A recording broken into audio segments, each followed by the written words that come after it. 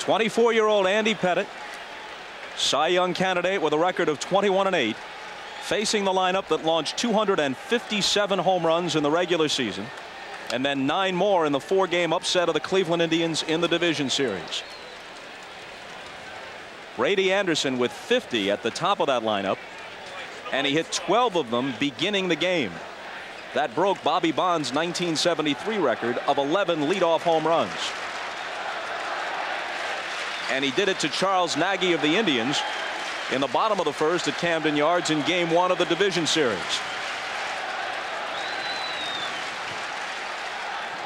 As Bob Uecker told you, Pettitte was 3-0 this year against the Orioles. He's 5-0 lifetime in his 2 big league seasons.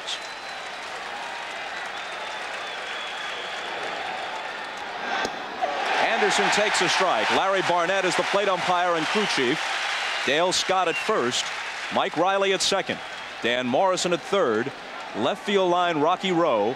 Right field line Rich Garcia. All veteran umpires.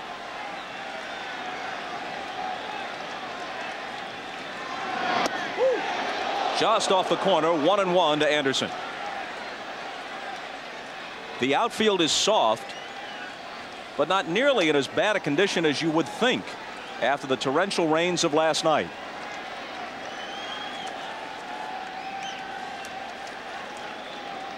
There was some talk that Paul O'Neill, given his sore hamstring, he's been struggling of late, wouldn't start if the conditions were treacherous. There's strike 2, but he is in right field for the Yankees against the right-hander Erickson, in part because he hits Erickson very well, and also because the conditions out there are not so bad that Joe Torre is overly concerned. Well, that's what he said before the game, Bob. He said he walked around the outfield.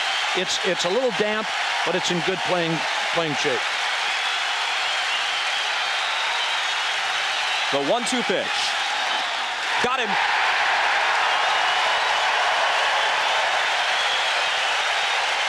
Not exactly where Pettitte wants to throw this pitch, but he had thrown 2 cut fastballs on the outside corner. Leyrich sets up again on the outside corner. This is towards the outer half of the plate, but not exactly where he wanted. See, that's a cut fastball. Just a beautiful pitch when it works.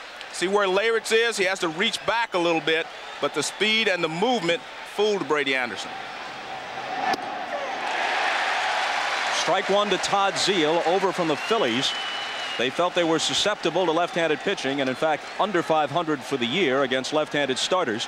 So they picked up Zeile and Incaviglia, who's on their bench, to shore their hitting up from the right side. Pettitte looked sharp through the first 2 hitters, in contrast to the control problems he experienced last time out against Texas when he walked half a dozen. The 0-2 to Zeile. Just missed 1-2. Al, there's that cut fastball that Joe was talking about a moment ago.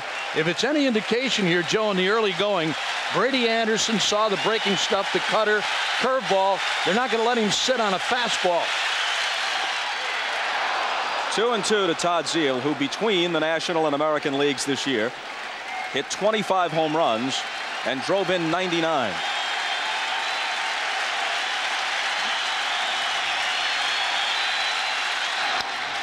Bouncing ball foul. He entered the postseason, though, in a terrible slump. Just 1 for his last 30. He managed 5 hits against the Indians, 4 of them singles. And when you look at Andy Pettitte, the reason that he has been a 21-game winner this year has been that cut fastball. Boggs is in front of it, juggles it for a moment, but has time to retire Zeile.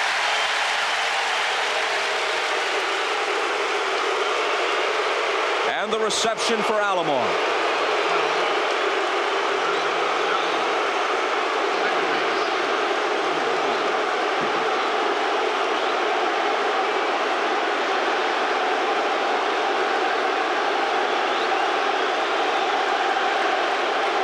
New York Mayor Rudy Giuliani, who was widely quoted as encouraging New York fans to turn their backs and respond with silence to Alomar. Booing's okay, as long as nothing comes flying out of the stands, as has happened in the past with other visiting players here. Bob, I was booed louder than that in my own home park. Before that, I think it was just they're trying to be nice here. Well, let's say they're trying to be civil. I'm not so sure they're trying to be nice. Foul back, 1 and 2. Try getting booed like that in your own home park. That's really tough. That's what's really bad.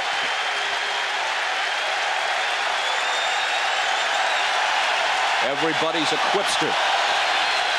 It's early. The 1-2. 2 and 2 to Alomar, who hit .328 this year with 22 homers and 94 RBIs. Played in the All-Star game for the 7th straight year, and yesterday was awarded his 6th consecutive Gold Glove. A called strike 3.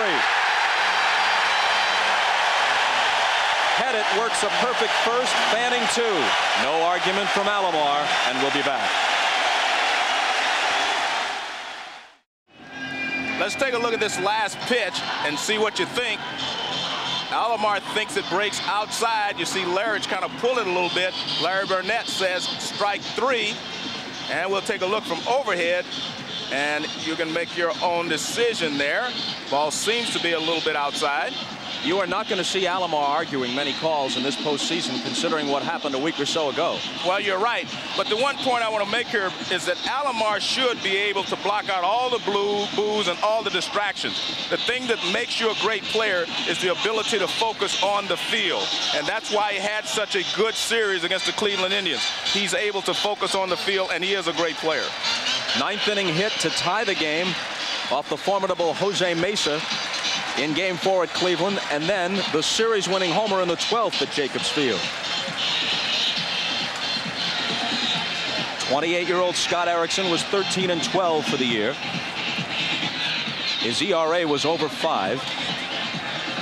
The Orioles are the first team in history ever to make it to postseason with a team earned run average above 5 a game.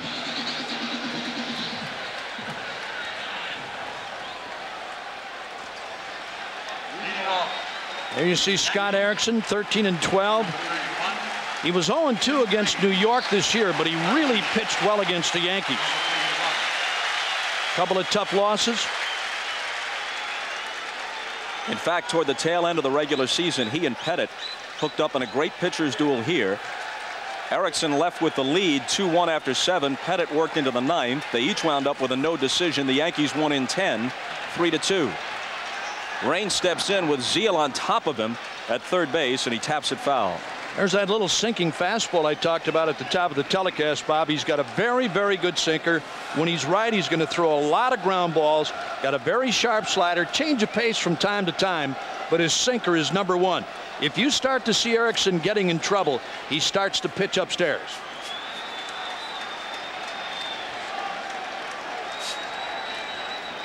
A 1 pitch to Raines. Popped into shallow left.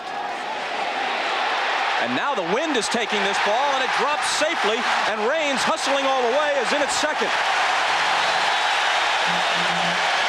B.J. Surhoff in left. Either the wind blowing it back toward the infield or possibly the Sunfield in left. Remember, in the World Series in days gone by, they used to talk about the treacherous Sunfield in October in left field at Yankee Stadium. Perhaps Surhoff never saw it. Yep, never saw it. You know, it's ironic, Bob. I was talking to him before the game about playing in left field here. He said due to the late start, the late afternoon start, it may really help. But not on this particular play. You called it perfectly. He never saw it. But it wasn't because of the sun. The sun had nothing to do with that because he never flipped his shades down. So he just lost it. But why? It's amazing. I don't know. He may have lost in the crowd when it went off the bat. Boggs with a tapper that'll advance Raines. Erickson throws him out to Palmeiro. I think you're right. He lost it against the white shirts and stuff in the upper deck here in Yankee Stadium. Right off the bat, Joe. As soon as the ball was hit, he threw his arms up. That's what B.J. Surhoff is looking at right there. As soon as that ball left the bat, he threw his hands up. I can't see it. I can't see it. And I'll tell you something. This guy is a pretty good player. He is a good, solid outfielder. He can play at third, and he's a very good catcher. He's a very valuable player for the Orioles. Well, now the Yankees threatening in the bottom of the first. A fluke double for Raines.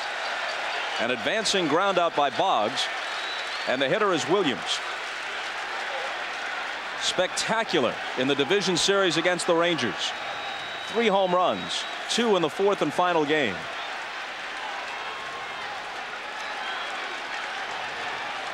The infield, obviously at this stage, will concede the run. They're back. And there's a called strike. There are only 2 places that Bernie Williams wants to make sure he avoids. That is hitting the ball back to the pitcher and also to Zeile at third base. Those are the only 2 spots on the infield that could keep Raines from scoring.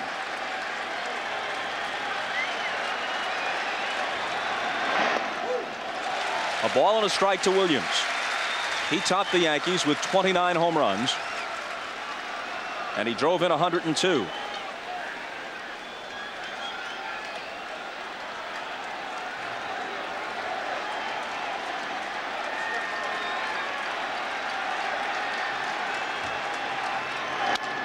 Bouncing ball to Ripken at short. The Yankees take the lead.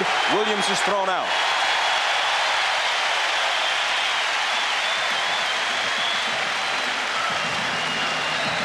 It may seem like a little thing, but that's a good job of hitting there by Bernie Williams. Your main thought should be just to get the runner in from third, and he does that.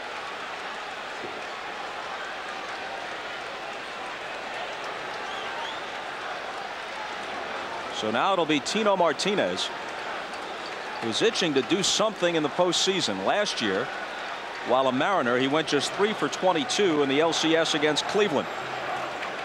Didn't knock home a run in the 4 games against Texas in the first series this year. That's ball 1.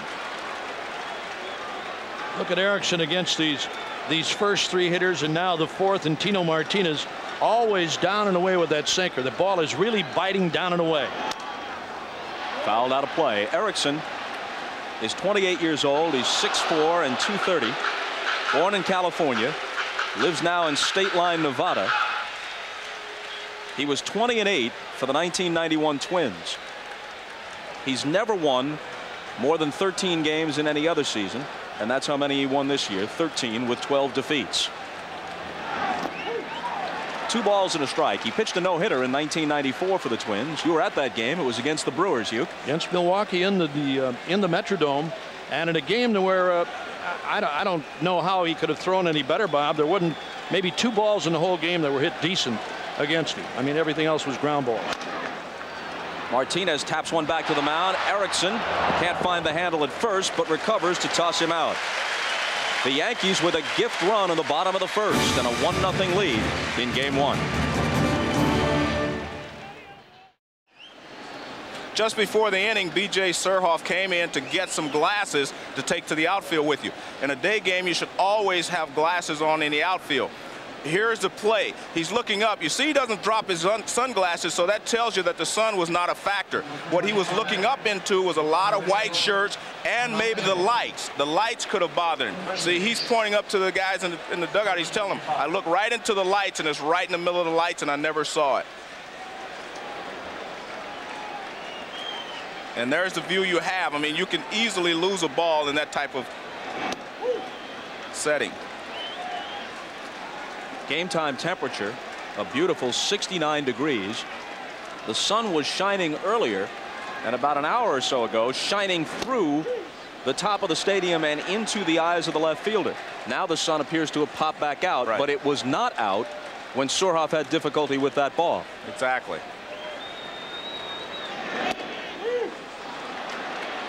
(3-0) to Palmeiro, leading off in the second. You know, Bob, you talked during your opening about the classic games here in New York during World Series time, and I think that's the one thing all of us remember about this stadium, the fact that the left fielders in postseason play and at the World Series at that time, because they didn't have the playoffs, it was a big problem in left field. And it works on 3-1 and walks Palmeiro to start the second.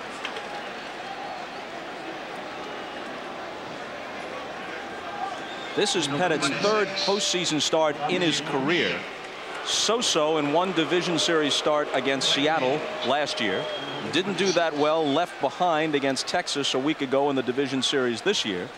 A no decision, though, as it turned out both times.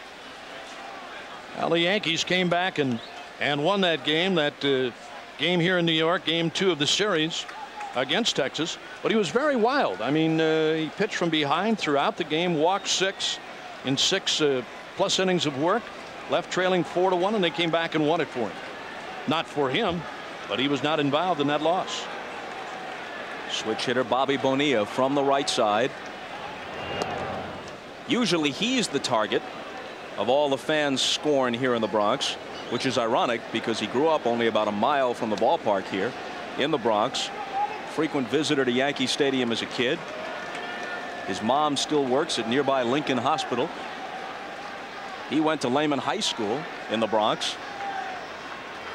But after a star-crossed, shall we put it, tour of duty with the Mets, where he didn't do himself any favors, had some run-ins with the press and didn't come through in quite the fashion the Mets hoped before he was sent off to Baltimore, he became something less than a fan favorite in New York. They really let him have it every time he comes back with the Orioles to play the Yankees. But of course now the focus is on Alomar. The 0-1 pitch. A ball and a strike. And the Orioles have to be wary when they're on first base, simply because Pettitte has a great pickoff move. He led the major leagues with 11, but he has a great move. Actually, sometimes I believe he balks, but he gets away with it most of the time.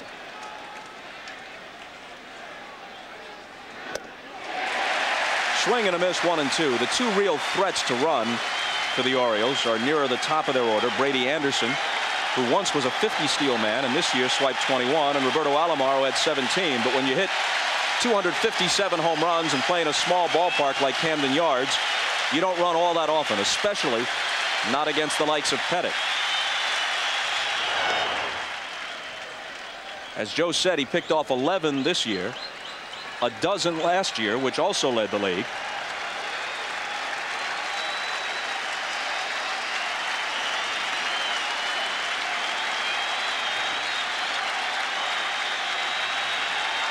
His 1-2 pitch coming to Bonilla. A little pop-up on the infield. Pettitte appears to be calling. Martinez is there along with Leyritz, and it's the catcher who makes the play. That is not the way you're supposed to do it. No, it isn't, Bob. That's one of the plays where the catcher has got to give way. I mean, Tino Martinez was hollering and calling for that ball all the way. Leyritz, you'll watch Jimmy. He took a look at Martinez coming down. He's hollering, I got it, I got it. That's where Leyritz has really got to back off. You got to get out of there. But look at Leyritz, stick in there, and he makes the catch on what could have been a very, very crucial play. But the problem is that Pettitte goes over, he should be standing back yelling Martinez, Martinez, or yelling for Leyritz to make the catch. He shouldn't be involved in the putout. He should be standing there directing traffic. Half Nelson and a body slam will get Leyritz out of there. And a strike to Ripken, who, in addition to those numbers, hit into a league-leading 28 double plays.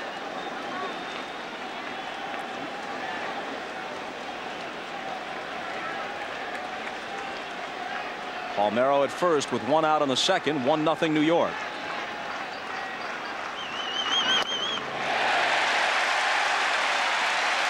For the record, the Ripken streak is at 2,316. Postseason games don't count toward it, of course.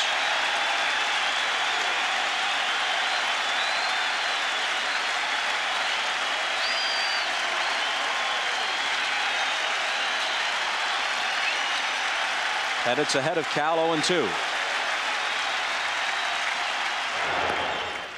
Now see, that looked like it was almost a balk, but his upper body started toward the plate. Every time he goes over there, Joe, or makes a move toward the plate, that base runner's initial step is back toward the bag. Every guy. Watch his upper body. See, he started home, and then he went to first base.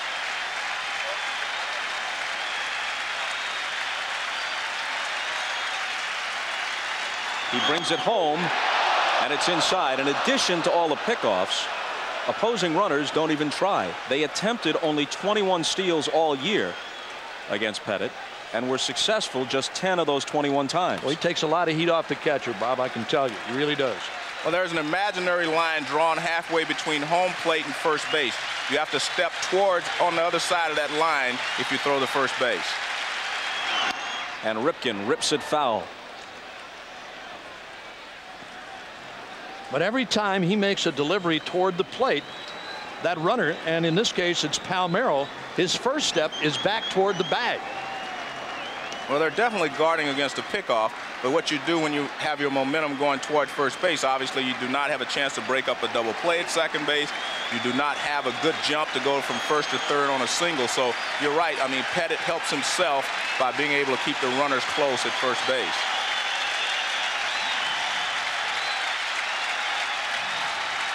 Another 1-2 pitch. And this one will make the seats. Watch again, Palmeiro stepping back toward first as Pettit makes his move to the plate. There it is, that little half step back toward the bag. The only good thing about it, keeps you out of a double play if the guy hits a line drive. You have to search to find a bright side like that.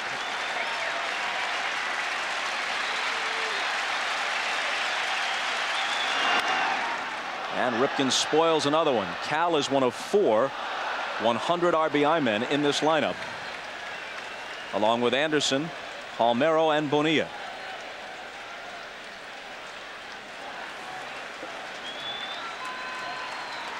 Throw in Zeile, who had 99 combined between the Phillies and Orioles, and Alomar, who knocked home 94. It's potent. A line drive into left center field, and this ball will get down and into the gap. Around second is Palmeiro. Williams gets it back in. Palmeiro stops at third on the double by Ripken. Second and third, 1 out.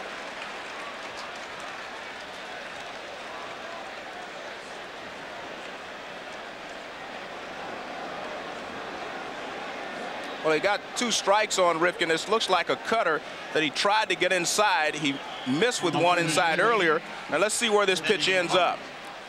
Gets right into the middle of the plate, and it was a cutter, but it was in the middle of the plate, and they find the gap. Finds the gap in left center field. Nice play by Bernie Williams to cut it off and hold Palmeiro at third base and Ripken at second. Thank goodness for the rain yesterday. It may have slowed that ball down when it took its initial hop in the outfield. It did slow down. And now one of the great professional RBI men in an RBI spot, Eddie Murray, who cuts and misses. For his career,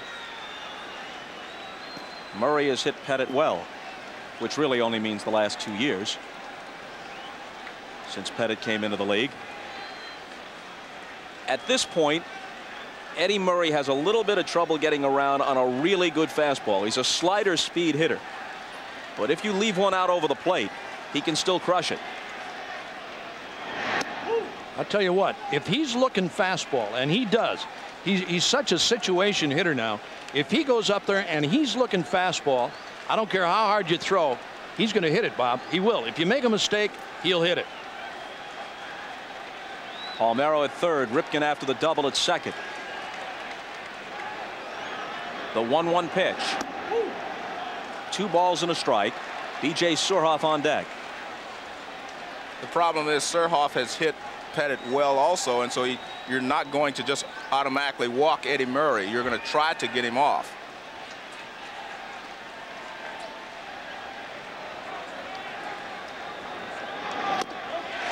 Two and two.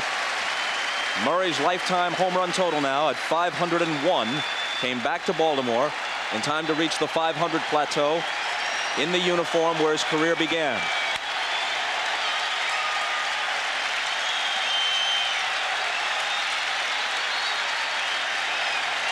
Pettit's 2-2 pitch. Rolled slowly to short. The game will be tied. Jeter on the run, throws Murray out. Ripken moving up to third with 2 down. Murray gets the job done by hitting a ground ball to shortstop. Ripken moved over, took a chance. If the ball's hit a little sharper, Jeter would have had a play on him at third, but that's what Eddie Murray does best. He gets runners in from second, third, wherever they are. He's a great RBI man.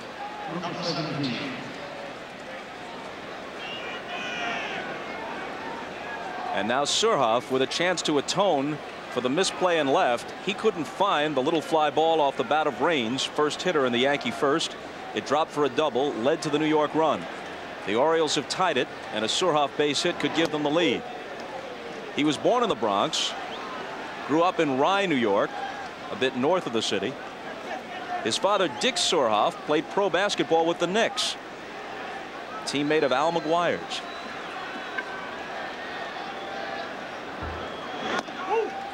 2-0. In fact, a check of the record books by our Elliot Kalb reveals that Dick Surhoff played 3 minutes in the NBA Finals of 1953 when the Knicks lost to George Mikan and the Minneapolis Lakers. The 2-0 pitch with 2 out and Ripken at third. Hit toward the hole. Duncan to his left from the outfield grass. Throws him out. The Orioles tie it, but leave Ripken at third. Even at 1, middle of the second. On to the bottom of the second at Yankee Stadium. Orioles and Yankees tied at 1 apiece. Cecil Fielder, Paul O'Neill, and Mariano Duncan against Scott Erickson.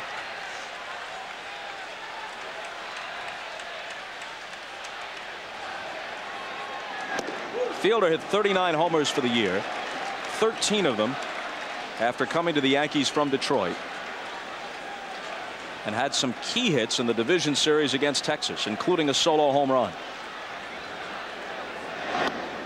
Bob, but I think the biggest hits in that entire series were by Cecil Fielder, and they were not home runs. A single to right field in Game 2 that tied the score, and they ultimately run in extra innings. If they'd have gone down 2-0, they would have been in real trouble going to Texas. And then the game winner in Game 4 in the 8th inning in Texas was also a single. 2-0 pitch is in there. So a guy that's known for home runs can also cut down his swing when he needs a single to drive in a run in big situations. The sun, which at this time of the day can be coming from those stands behind first base into the eyes of the left fielder, keeps popping in and out from behind the clouds. On that pitch, the sun was out. A pitch before, it was not. That's what the left fielder is sometimes looking into. Dangerous pitch for Erickson on 3-1 to Fielder. And he walks him to start the second.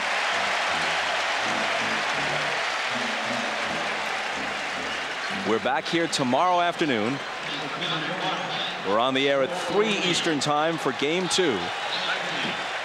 And it bears repeating. There is nothing not to like about afternoon October baseball. If the Lords of Baseball really wanted to recapture the feeling of the Fall Classic, they'd play a couple of afternoon games in the World Series, 1 in each city.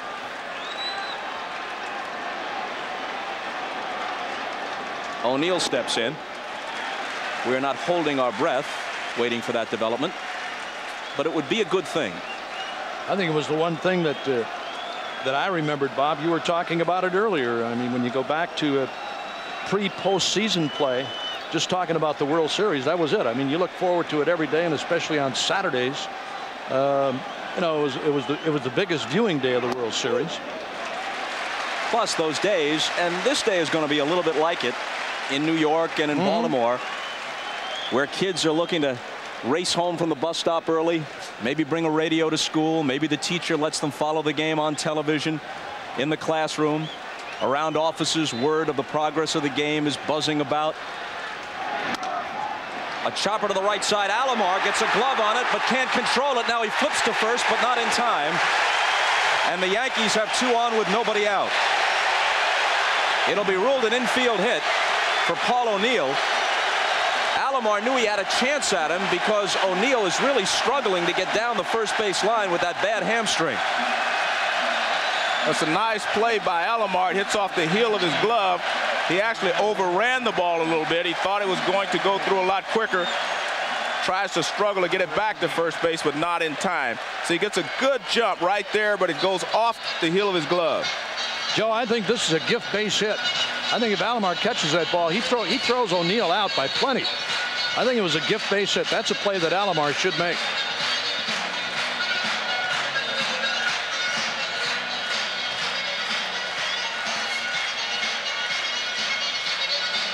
Fielder at second. O'Neill at first. 1-1 game in the bottom of the second. Duncan the hitter with Leyritz on deck. Is this a bunt situation, Joe? Well, I don't. It was during the season late in the ball game. I don't think so right now. Zeile and Palmeiro inching in. He swings away, hits it to Alomar. Tough hop, but he flips to Ripken. Palmeiro pulled off the bag, though, by Cal's throw. And there's a huge break for the Yankees. And that was a fine play by Alomar. That ball jumped up high into his chest. He fielded it, but he didn't take any time to get it over to Ripken. He backhanded the ball. Now watch it leaps up into his chest. He blocks it with his chest. Now look at the backhand throw while he's coming down. Perfect throw. Ripken had plenty of time. He just makes a bad throw to first base, and you can see he pulls Palmeiro off the bag. He goes back, but not in time. Good hustle there by Duncan. And you'll see Palmeiro, he comes off the bag. Now watch, he'll try to go back, but by the time he gets back, you see Duncan is across the bag. Well, and Scott Erickson here has done his job. He's throwing the ground balls. The one by Alomar that he bobbled, and now the bad throw by Ripken on what should have been a double play ball. So now Leyritz rolling it foul. Meanwhile, the previous ball hit by O'Neill has been changed from a hit to an error. Yeah, that was a ball that Alomar should have handled, I thought. That's a tough error, though, I think. I don't think so. I really don't. I think it's a play that Alomar should make. He's got great range, and I mean, in watching this guy day after day, it's a play that he should have made, Bob. And had he caught the ball, he throws O'Neill out by 5 steps. So the Gold Glove winner is first charged with an error, then makes an excellent play on a tough hop to start what should have been a double play, but Ripken's throw pulls Palmeiro off the bag. So the Yankees have runners at first and third with 1 out. Erickson is always among the league leaders in inducing hitters to ground into double plays because of that excellent sinker. He could use one here.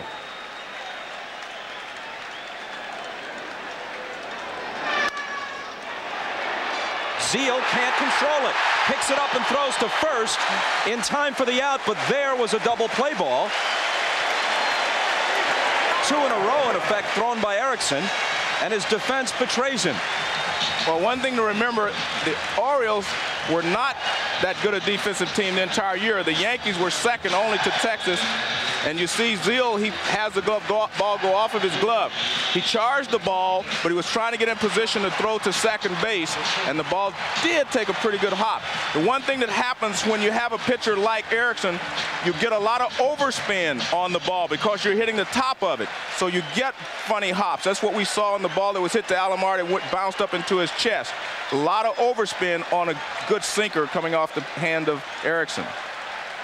So instead of being out of the inning, Erickson trails again 2-1, and Leyritz gets an RBI on the ground out. Derek Jeter hitting 9th in the Yankee order. Takes strike 1. He hit .314 with 10 home runs. Hit leadoff part of the time, as low as 9th on other occasions. A lock for the American League Rookie of the Year.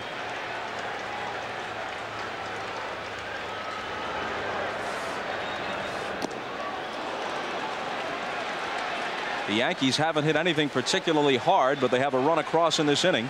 A walk to Fielder. Error at second by the Gold Glover Alomar. A ground out by Duncan that could have been a double play, but was just a force. Another ground out by Leyritz, where they could have turned 2, but had to settle for just the out at first.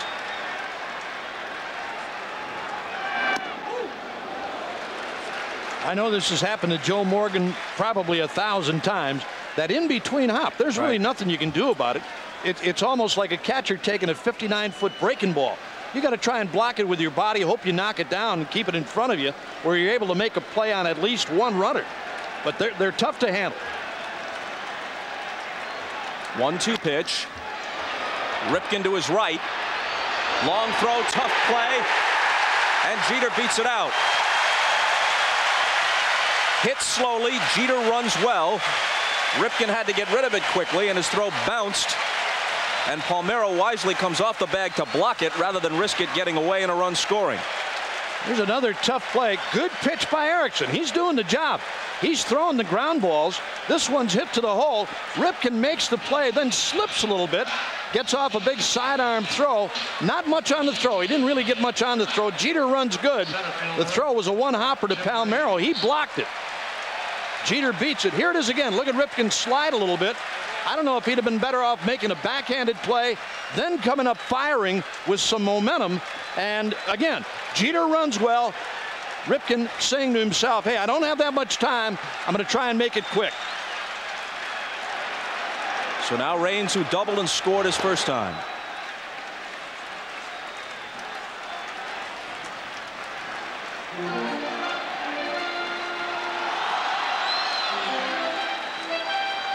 Raines had the pop fly double leading off the game against Erickson. Since then, every hitter who's put the ball in play has hit it on the ground.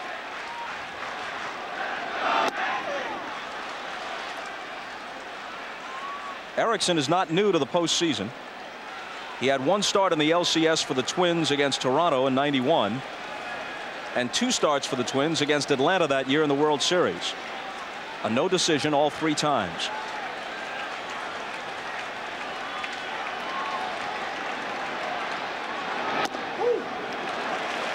One and one. Well, he's one of those guys. He just doesn't give in to you. He works that sinker off the outside corner. Left-handed batter. He tries to stay down and away on you and tries to get you to pull it. Duncan at third. Jeter at first. A run home in the second and a 2-1 New York lead. Be interesting to see here if Torrey would run Jeter in this situation. He's got Raines to lead off in case they throw him out. That's what Joe said he wants to do. They want to run. They're not going to do anything unusual. They're going to stay with their game plan. In the air to left center field. Surhoff sees it and has it. The Yankees score a run. They leave 2 and after 2. New York 2, Baltimore 1.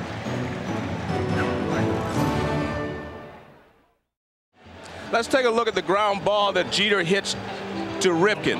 Now I'm going to show you a point here. Stop it right in there. Now Ripken's going to catch the ball back here. In order to make a shorter throw, you have to cut it off in here. You should have rounded the ball and have made it a shorter throw. He makes it the longest throw by catching it way back there. He's given the runner too long to run, and no way he's going to throw him out. You have to make a commitment to cut it off earlier when you have a speedy base runner going.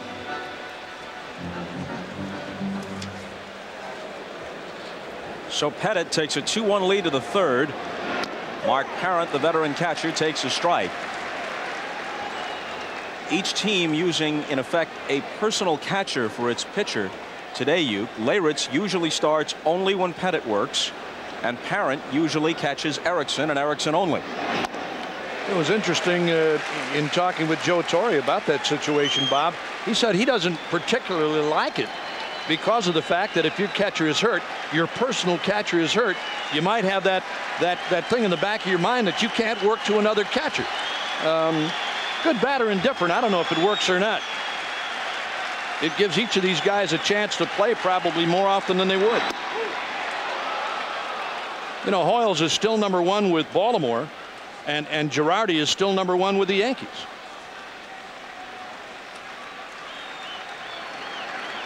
Not a big difference in those numbers right there. Not percentage-wise. But what happened was last year he was struggling. Pettit was struggling with Mike Stanley. Leyritz caught him a couple of ball games, and they won. And they were thinking alike on the same, in the 2-1 counts, they had the same pitch in mind, etc. So he had confidence in Leyritz, and that's how it started. And also, they're not pals off the field. They don't hang around together or anything like that. It's just that they think alike when they're in the middle of the diamond, and that's why they have him as his personal catcher. But also watch throughout the ball game, very rarely will you see Pettit shake Leyritz off. He said maybe once or twice the entire ball game. The 2-2 pitch. Parent has occasional power. Ripken making the play. Parent had 9 home runs, including the homer that broke the record of the M&M boys, the 1961 Yankees, who had 240 home runs. Parent got number 241 against the Tigers. Orioles went on to hit 257. Boggs picks it up, throws across, and got him. Maybe all these guys' hands are a little stiff today. I mean, ball's bouncing off of everything. Let's take a look at this. You have to have soft hands when you get an in-between hop. Wade doesn't give with that. He kind of sticks his glove out and he blocks it, but that's okay because he knows he has a catcher running, so he has plenty of time to throw him out. But on a backhand stop, you have to give a little bit with the ball, and in that particular play, he didn't. Most of these hops today, Joe, early here, seem to be those in-between jobs. Yeah. Talking about the Oriole record of 257. And the Mariners and A's also exceeded the 61 Yankees total of 240. Taking nothing away from that, this is, of course, now a DH league. The Yankees didn't have the DH. And they didn't have this live of baseball either that they're playing with. Brady Anderson with a drive to right, and O'Neill can just turn and watch it leave. Well, Maris or Mantle would have been proud of that one. It's his third of the postseason. The fans in the bleachers throw it back, but he crosses to tie it again at 2. And it's a hanging breaking ball. And Brady Anderson has hit a lot of home runs off of hanging breaking balls this year. You see the target and watch where the pitch is. It's up, and it's that cut fastball right out over the middle of the plate, and he knows right away that he's hit it out of the ballpark. Take a look at the pitch. You see Leyrich is set outside. That pitch is right out over the middle. Zeal with a chopper to short, and Derek Jeter throws him out for the second out in the third. And now Alomar again.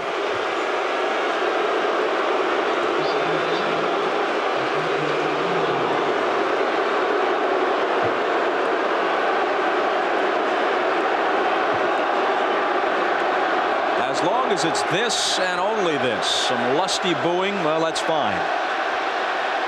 Struck out looking in the first, committed an error a bit later in the field.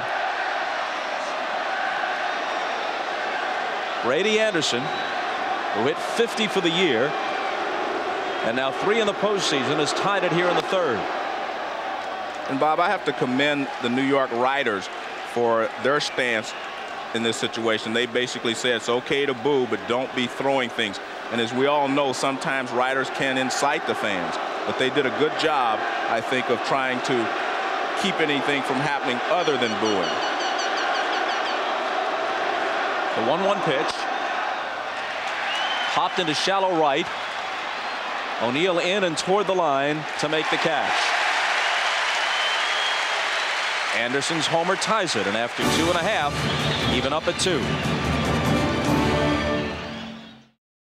Just before Wade Boggs stepped in to start the bottom of the third, the scoreboard in right center was playing film of Don Larson's perfect game and Bob Wolf's call of the final pitch, a called third strike to Dale Mitchell. That event was 40 years ago yesterday, October 8th, 1956. Don Larson's World Series perfect game against the Dodgers. And Joe Torre, a high school kid living in Brooklyn and a Giant fan, inexplicably, in that borough in the 50s. Young Joe Torre was at that ball game. Said he started out rooting for the Dodgers, but as Larson moved toward perfection, he joined the crowd and rooted for the Yankee right-hander. Front runner. 40 years ago yesterday. Oh, yeah, front runner at 16. 0-2 the count to Boggs. Grounded out his first time. Hit sharply to short, but Ripken has it. Well, we might as well cue it up and show it. Game 5 of the 56 World Series. 40 years ago yesterday. Casey Stengel's Yankees, Walter Alston's Dodgers. Series was tied at 2 apiece. This must be the Gil Hodges drive. Yes, it is. And Mickey Mantle with the catch he called the best of his career to help preserve the perfect game. And then Dale Mitchell, a lifetime .312 hitter, had some great years with the Indians, finishing up as a reserve for the Dodgers. came off the bench to pinch hit as the last man and was called out by plate umpire Babe Pinelli, working his last game ever behind the plate. He retired after that year. Called out on the 1-2 pitch. You may find this hard to believe, but in that opening shot, I believe I saw the Torrey family automobile.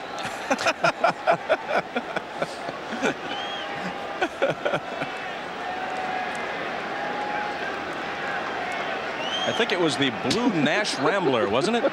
Or maybe the Studebaker. Or was that the year of the Edsel? Yeah, they always used to get in the back seat and thought they were driving the other way. 2-0 to Bernie Williams, who had an RBI ground out his first time. Bottom of the third, 2 apiece. Game 1 of the League Championship Series. And there's strike 1. This is also a significant date, as yesterday was in Yankee history. Today a significant date in Oriole history. 30 years ago today, October 9th, 1966, the Orioles completed their upset sweep of the Dodgers in the World Series, beat them 4 straight. Williams looking to bunt and rolling it foul. Unusual for a guy to hit 29 home runs and 1 down to try to bunt, but any way to start a rally, I guess.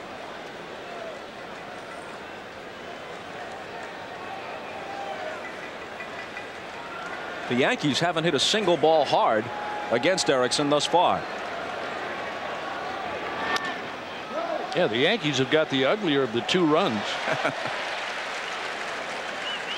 The Yankees have only hit 2 balls in the air, and that was both by Tim Raines. I mean, and he's your leadoff hitter, the last guy you want to hit the ball in the air. Well, when Surhoff couldn't find his fly ball to start the game, it set up the first run. Then an Alomar error put the man on base, who eventually scored the second run in the second inning. Williams goes down swinging. And subsequent to that, the Orioles failed to turn. A couple of potential double plays, had to settle for the single out, and the runner came around.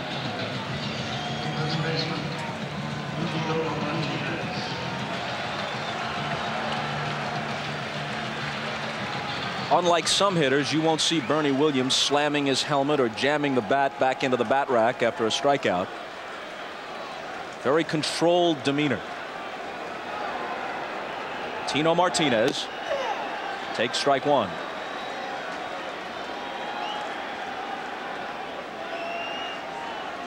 Said that he had 2 dreams when he left Puerto Rico. Obviously to play in the major leagues. Line drive, there's a ball hit solidly by Martinez for a 2-out single, with Bonilla getting it back in. Bernie Williams wanted to play in the major leagues and also wanted to perform at Carnegie Hall. He's a classical guitarist. Now here's that last pitch by Erickson. It looked like he took something off of a breaking ball that time, and Martinez got out in front of it and ripped it hard to right field.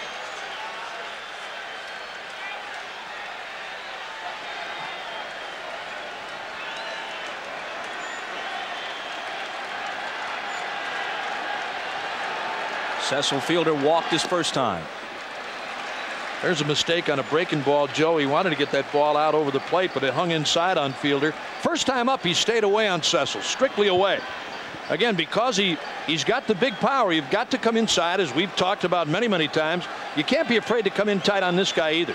I mean, if you do come tight, he swings, he can't hit it fair. Hit solidly but foul. Well, I guess that illustrates your point. Well, I mean, it's true with any hitter, left-handed or right-handed. I mean, if you're going to pitch them off the plate and they get out in front of it, there's no way you can hit the ball fair. I mean, you see it happen many times, Joe, where a guy will hit a ball fair to right field, get jammed and hit one that way. But to really get out in front and pull it fair and keep it fair, you can't do it. 1-1 pitch. Zeal blocks it, recovers, and gets him. Nothing has come easy for the Baltimore infield early in this game. Still tied at 2.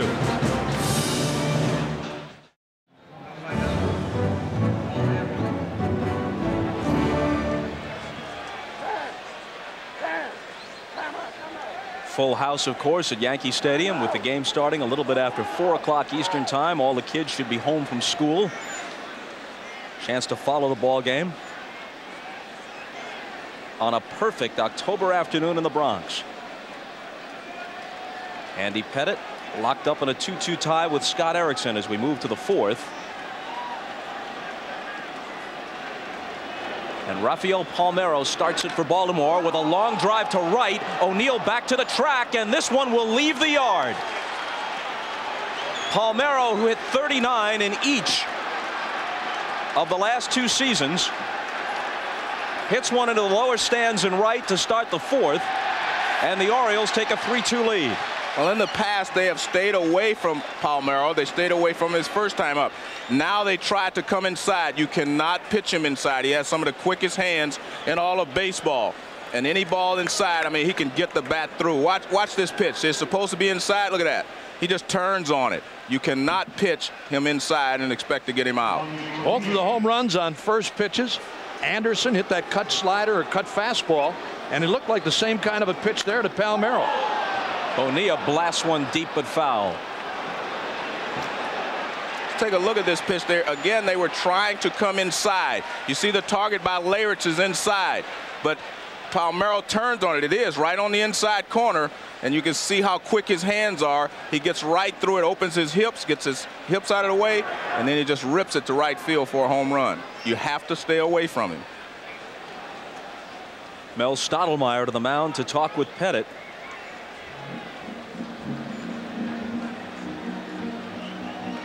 Pettitte was touched for a couple of home runs by Juan Gonzalez in his division series start. Nobody up in the Yankee bullpen.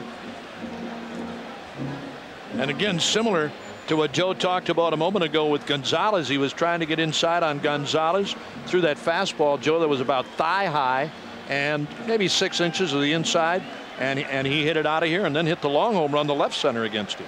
I don't think this was a mistake, though. They made a conscious effort to try to hit the inside corner with that pitch. We saw Leyritz's glove set up right there on the inside corner, and the pitch was almost on the inside corner. It still looked like it was up, though. Yeah, it was. High. Oh, definitely up. Now Pettitte back to work, and a ball and a strike to Bonilla. You look at Palmeiro's numbers. 39 homers, 142 RBIs. In most seasons, that'll get you the MVP award, and he isn't, for the most part, even in the conversation. Rolled to Jeter. And there's the first out in the top of the fourth. Alex Rodriguez, Albert Bell, Mo Vaughn, Juan Gonzalez. They're all mentioned before you hear Palmeiro's name. Let's take one more look and see exactly where this pitch was. Now, see the target right there? Let's see if he hits the glove. He's almost going to hit the glove. That ball, I mean, again, it was belt high. Now, watch, it's about belt high, but you see the target's inside. That's where he wanted it. They were trying to set him up inside so they could go away, but he didn't give them the opportunity to set him up. Right out. Ripken doubled to left center his first time up, a called strike. During the year, Andy Pettitte gave up only 1 home run to a left-handed hitter. 2 homers today, each by a lefty, and 2 of the best, Brady Anderson and Rafael Palmeiro.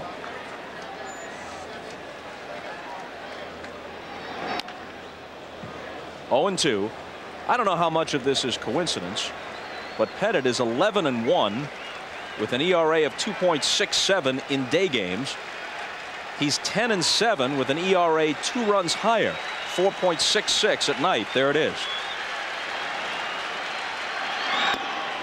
And he fans Ripken. Throwing breaking balls like that, I don't think it matters much whether you're pitching daytime or nighttime. Eddie Murray lifts one to left. Rain started in, now goes back. Almost to the track, but not quite, to put it away. The Palmeiro homer puts Pettitte behind 3-2 as we go to the bottom of the fourth. Andy Pettitte now trailing 3-2. His teammates trying to do something about it in the bottom of the fourth, starting with Paul O'Neill, followed by Mariano Duncan and Jim Leyritz. Watch Pettitte between innings, putting on the warm-up jacket and then taking a kick at the dugout wall. O'Neill reached on what was first ruled an infield hit and then changed to an error on Roberto Alomar in the second inning.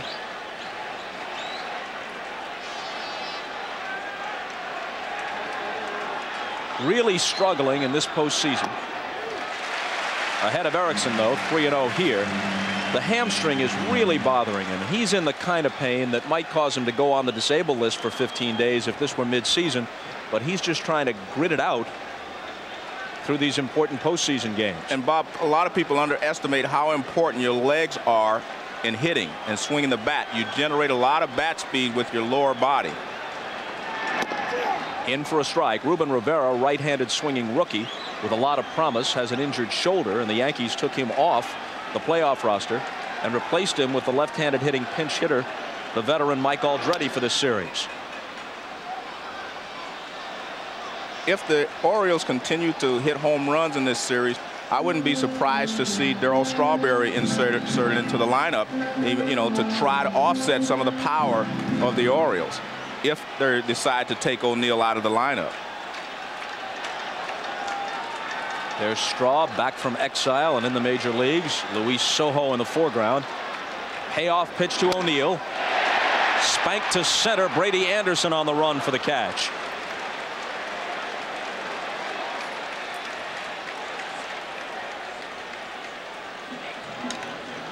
This is back in the bottom half, or I should say the top half of the fourth inning, the final out. I watched Tim Raines kick up that little divot there, Joe. You draw, I'll jaw. Joe Torre talked earlier about the Yankee outfield not being particularly bad because of the heavy rains yesterday. But there you see those divots being replaced out in left field, and it is a little treacherous, it looks like. And a strike to Mariano Duncan, a career .262 hitter who hit .340 this year for the Yanks, including .406 in this ballpark. 0-2.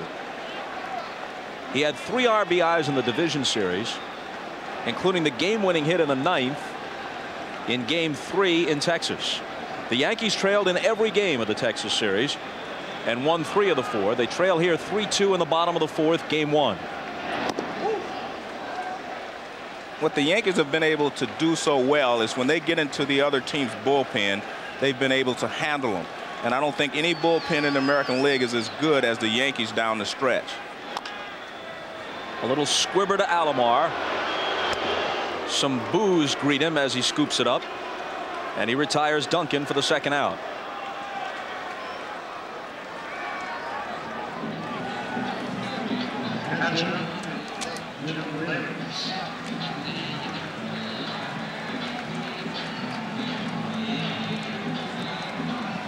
There you see what the Yankees bullpen did during the division series.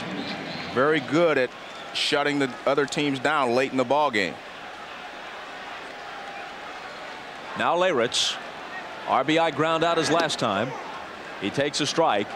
Few will ever forget his 15th inning home run in Game 2 of the division series in the rain last year in this ballpark against the Mariners off Tim Belcher, ending one of the most wildly exciting games in recent postseason history. Yankees took a 2-0 lead to Seattle, then dropped all 3 at the Kingdome. Remember the first game we did, he got hit in the left elbow. In the second game, I should say. Well, he's wearing Mo Vaughn's elbow pad. Mo sent that in for him to use for the remainder of this series. Either that or Wayne Gretzky's. Oh, that's Mo's. American Gladiator or something, huh? You know what I mean? Yeah, there you see 42 on it. That's Mo Vaughn's. With 2 out and nobody on, the 1-2 pitch. And Leyritz, with a weak wave at it, goes down swinging. Erickson works a perfect 4th, and Baltimore still leads 3-2.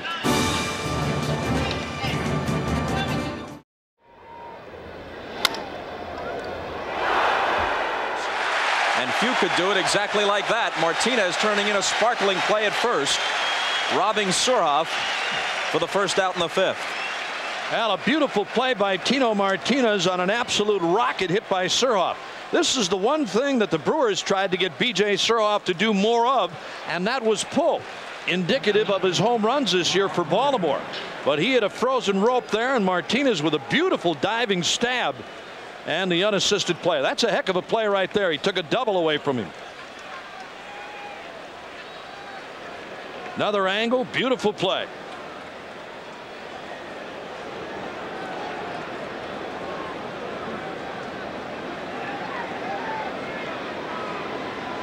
And now Mark Parent, who grounded out his first time, lines one to left. It's in there for a hit. Parent doesn't run that well. Reigns over to pick it up. And he'll be content with a single.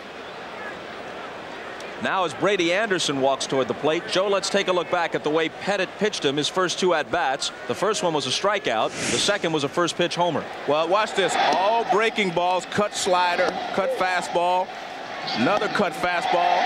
Now watch, even on the strikeout pitch, that is not a good pitch. But what are you going to look for if you're Brady Anderson and he's throwing you all cutters? When you come up the next time, you look for another one, you get it, it's up, and you drive this one out of the ballpark. The other ones were down. That one was up, and he hit it out of the ballpark. There's no doubt in my mind that Brady was looking for that pitch.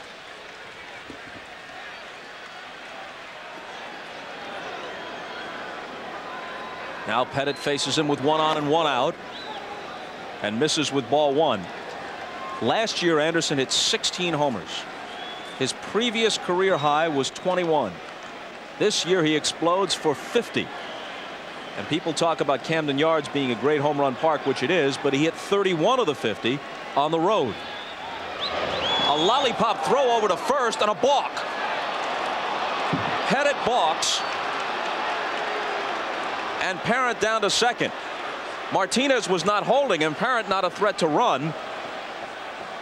And watch what happens. Well, let's take a look at Pettitte's move. Now, see, he steps toward home plate. He is not on that imaginary line. There should be an imaginary line between home plate and first base.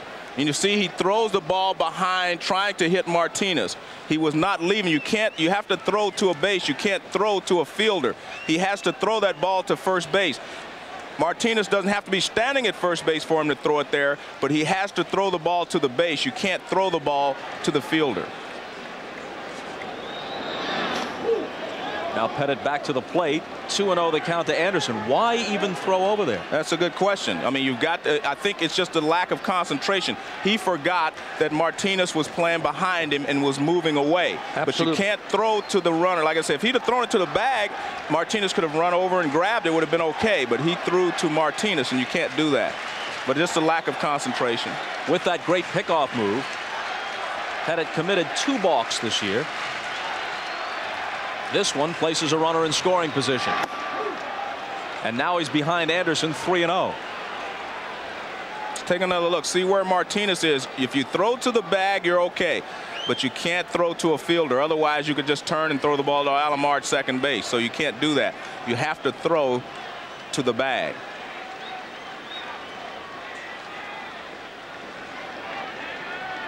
And the 3-0 pitch. No question he had a green light if he saw one he liked, but it misses outside. First and second, one out for Todd Zeile with Alomar on deck. And that's maybe one of the first times I've seen someone pitch him like he's a 50 home run man. In the past, they go right after him. And we saw that last time. They don't believe that this guy's hit 50 home runs. How long does it take before people get the message? That's a good point. Well, but we've even seen it in the playoffs. I mean, he hit 50 during the year, but Cleveland didn't pitch him like a 50 home run hitter. And neither did the Yankees at the start of this series. Now Zeile, who's grounded out twice. A strike to the former Cardinal, Cub, and Philly. But you can't give in on these guys all the time, Joe. I mean, once in a while you have to challenge them. Yeah, that's true. And again, if you challenge them and you make the right pitch, or you make the pitch in the right zone, more often than not you're going to be successful. But when you hit hanging fastballs and hanging breaking balls, you're hurting.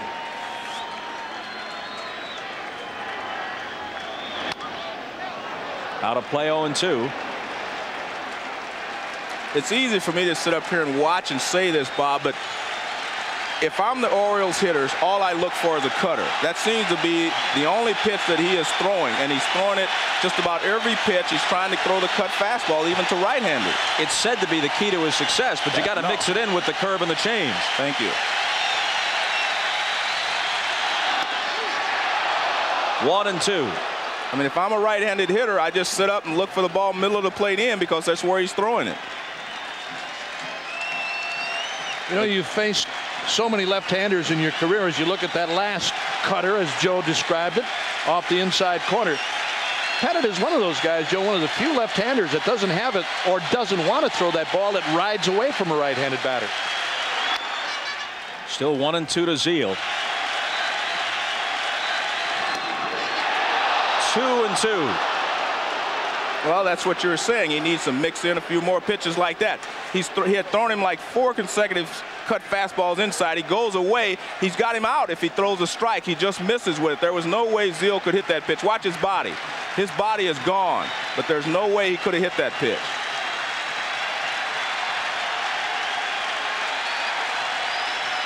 Two on, 1 out, and the 2-2 pitch from Pettitte to Zeile. Called strike 3. Larry Barnett, the plate umpire, with that dramatic pullback and punch out.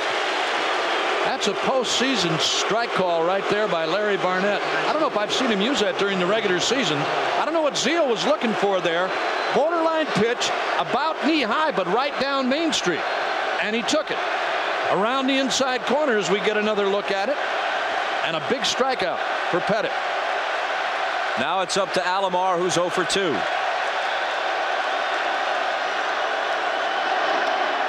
And a strike. Alomar's on the cover of Sports Illustrated, just out today. The headline says, "In Your Face," and the subhead says, "Disgraced Baltimore Orioles star Roberto Alomar strikes back with playoff heroics," which he did against Cleveland. The 0-1. As we said earlier, these fans thus far have been well behaved. Booing is part of the experience. That's fine. Now they're cheering for Pettitte to record the strikeout ahead of Alomar 0-2.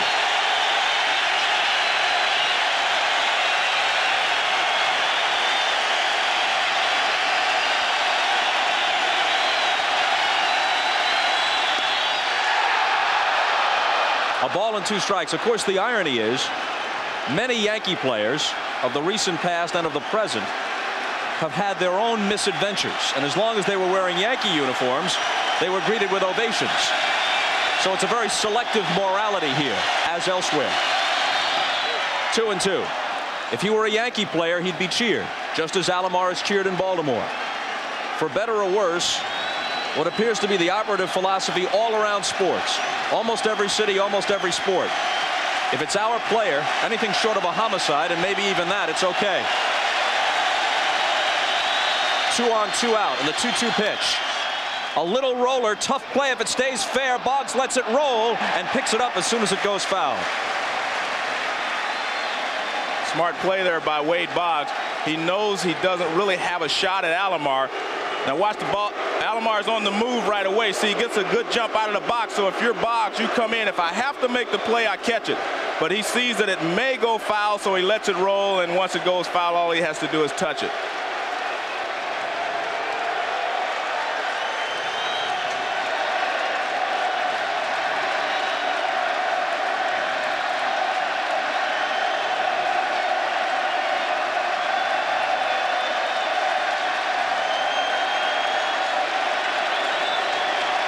Is at second. Brady Anderson is at first. 2 out, top of the 5th. 3-2 Baltimore. Alomar spoils that one.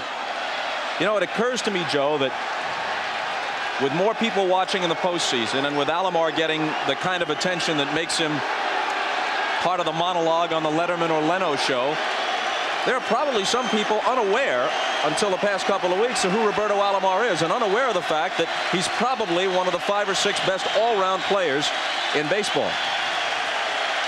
Perennial Gold Glover, 7-time All-Star, 300 hitter with some power, runs very well. Hit hard and Boggs backhands it. Goes to the bag for the force. Alomar's 0 for 3. The Orioles strand 2. And it remains a 3-2 game.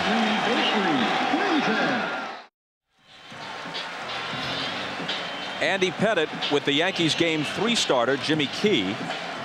Tomorrow, David Wells and David Cone. Game 3, Friday night at Camden Yards, Jimmy Key and Mike Mussina.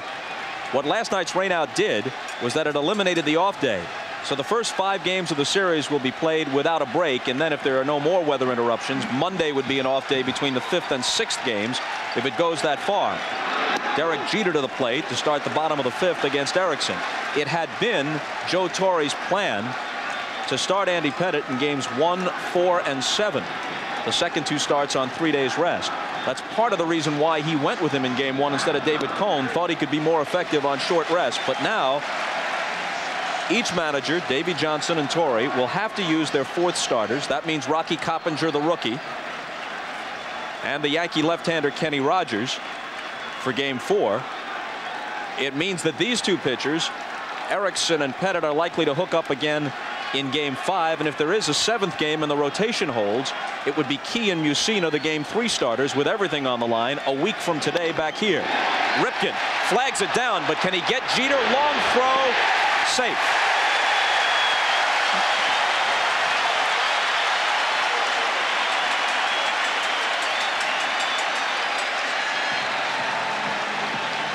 Derek Jeter again with a ball hit to shortstop Cal Ripken. Back in the second, Ripken had the same kind of a play that he couldn't backhand. This time makes the backhanded play, the long throw from the grass, again on 1 hop, and Jeter beats it for his 2nd infield hit.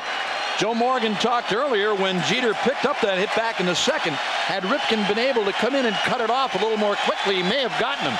This time he really didn't have a chance. He had to make the backhanded play from the hole and then from the grass and couldn't throw him out. Raines doubled and flied out. Jeter runs. Here's the throw from Parent, and he steals it.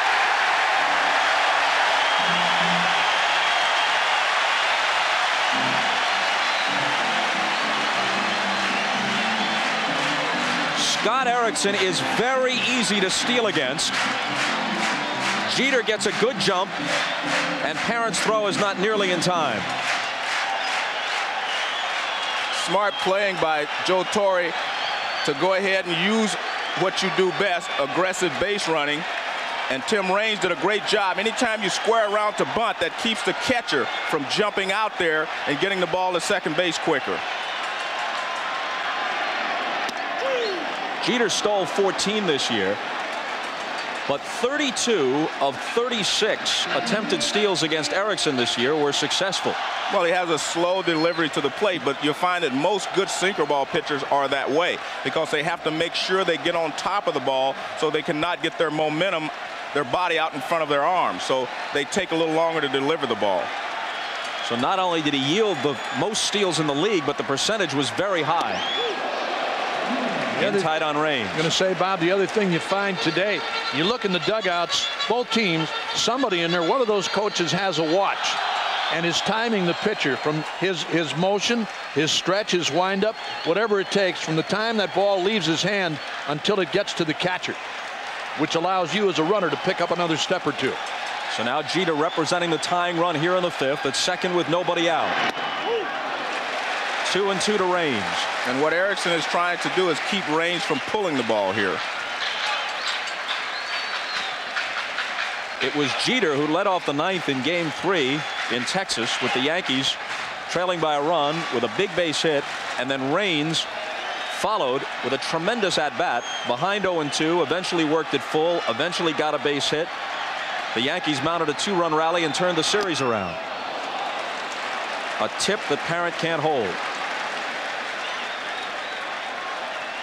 What you'll see here is every pitch from Erickson now will be away and trying to run it away to keep Raines from pulling the ball. See, Raines has to go out and try to get it and try to pull it, but he can't. You want him to hit a ground ball to shortstop or third base. You do not want him to pull the ball to the right side and advance the runner. Tim Raines, at age 37, in his 16th big league season, has never seen the World Series.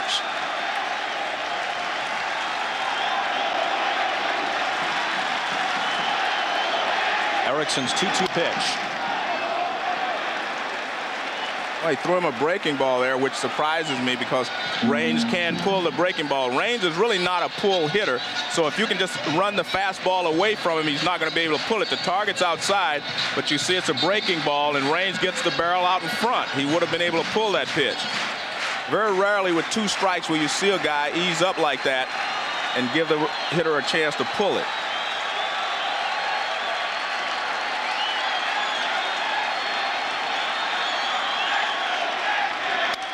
This ball's hit the other way, and Ripken short hops it and throws him out. Erickson accomplishes what he wants, and that is to get the ball to the left side, make him hit a ground ball to shortstop. This is hit like a bullet. If it's 2 more steps to his right, it's a base hit. Raines does a good job. With 2 strikes, you've got to go with the pitch sometimes. You can't always pull the ball. Nice pickup by Ripken. He takes his time and throws Tim Raines out at first base. This is a tough play because, you know, you're not sure if it's going to hit in front of you and you're not going to get the good hop. Fortunately for Ripken, it was hit close enough to him that he could short hop it.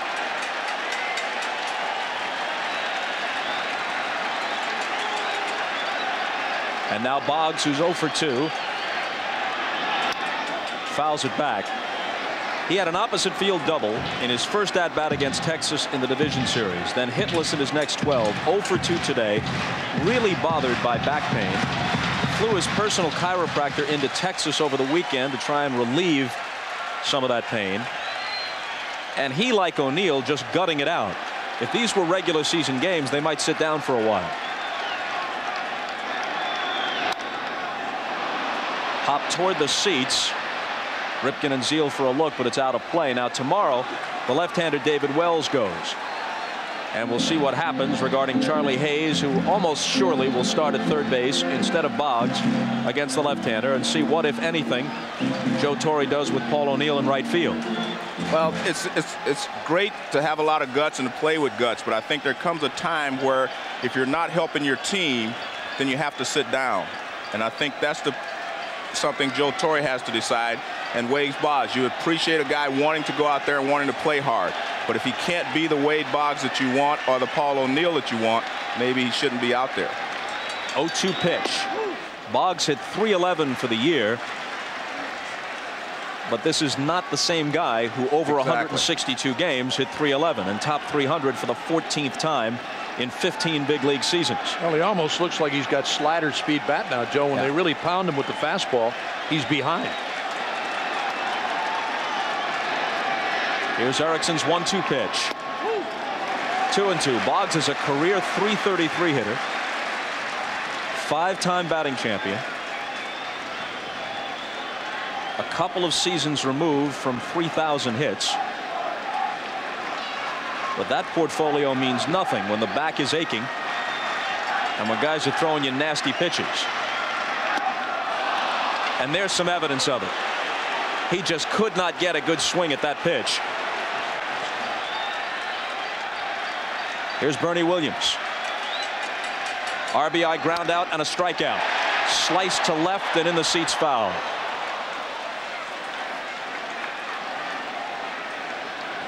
Bernie Williams at age 28 might just be hitting his prime. He is a terrific all-round player. The division series provided a national showcase, and even more so now. And yet again, if they advance to the World Series. Well, they had another guy here that they traded to Milwaukee in that deal that brought Graham Lloyd and Pat Listash here by the name of Gerald Williams, who they thought was a better center fielder if you're talking about running the ball down. But overall, I mean, Williams nowhere near the hitter this guy is. Gerald Williams, in difference to Bernie Williams. But they did say that Gerald Williams was the faster of the two. But this guy, I'll tell you what, when this guy gets a beat on the ball, once he gets in gear, into the gaps, he runs them down. And he's great around the fences, as we saw in Texas when he pulled a potential home run back off the bat of Rusty Greer. Jeter at second with 2 out. A single could tie it. 3-2 Baltimore, bottom of the 5th.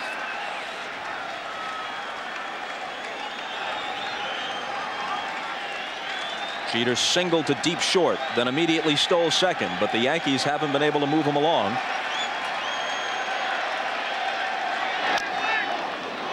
One and 2 to Williams.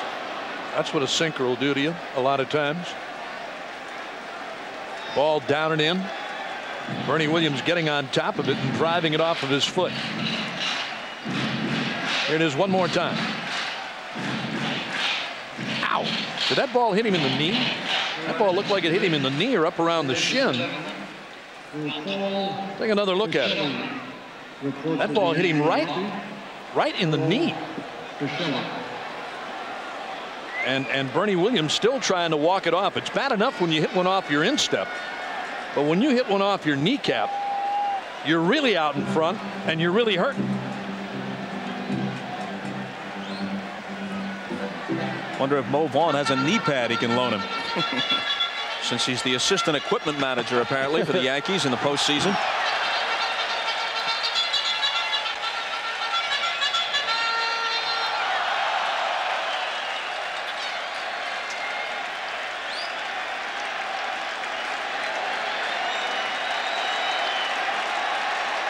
Jeter a lead away from second.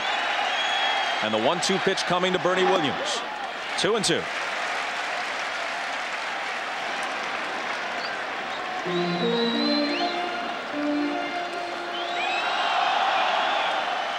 Erickson, as Bob Uecker noted at the beginning of the game, lost his only 2 decisions against the Yankees this year, but actually pitched very well.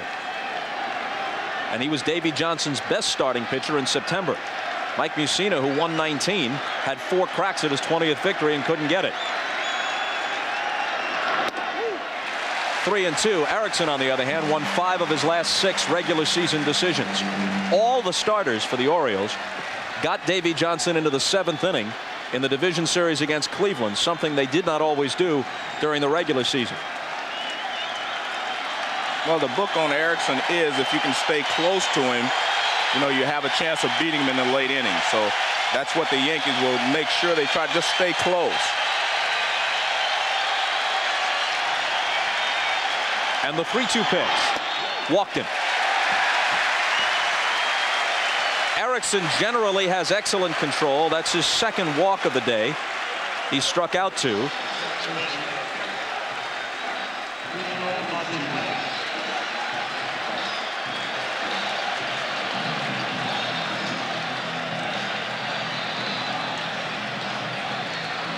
And now Constantino Tino Martinez out of Tampa, Florida, where his father was a high school baseball teammate of Lou Piniella. Grounded out and single. Looking for his first postseason RBI. But Palmeiro will deny him and flip it to Ripken, covering at second as the Yankees leave 2 and still trail by 1 after 5 in the Bronx. Rafael Palmeiro, who has walked and homered, takes a strike as we move to the 6th. This guy has one of the most fluid, classic swings you'll find anywhere in baseball. A lot of people in Texas are still talking about it. I know that. There's a lot of people in Texas, Bob, that were really upset when Palmeiro left the Rangers. You're right. He's got a great swing. He's a good first baseman, too. And, of course, with power, we've seen that. With the Cubs before the Rangers and now in Baltimore, fouled out a play 1-2. You know, he's one of those guys against left-handed pitching, not because he hit the home run here today, but he hangs in there pretty well against left-handed pitching. You're going to fool him from time to time down and away like you do everybody else. But I'll tell you what, left-handers make mistakes on him inside to the middle. He hurts you. 2-2. Led the team with a club record 142 RBIs. When you throw out Mark Parent, who's batting 9th, who's a part-time player, the lowest RBI total in the entire lineup is Eddie Murray's 79. The leadoff man has 50 home runs. Yeah, this is a tough lineup to work through. I don't care who you are and how hard you throw or what you have or what you do. This is a very, very tough lineup. Payoff pitch. And we'll do it again. You pitch from behind on these guys, Bob, as he is now on Palmeiro. You don't want to walk him, but you pitch from behind, and if he can sit on a fastball, left-hander, right-hander, he stays up there. And as you said, he got a nice, easy swing, and the ball jumps off. And he draws a walk to start the 6th. The 2nd time Pettit has walked him today, and the 1 time he didn't, he regretted it. A first pitch home run. That's not a stopwatch, that's a pitch counter. Keeping track of how many pitches Pettit has thrown as we move into the 6th inning.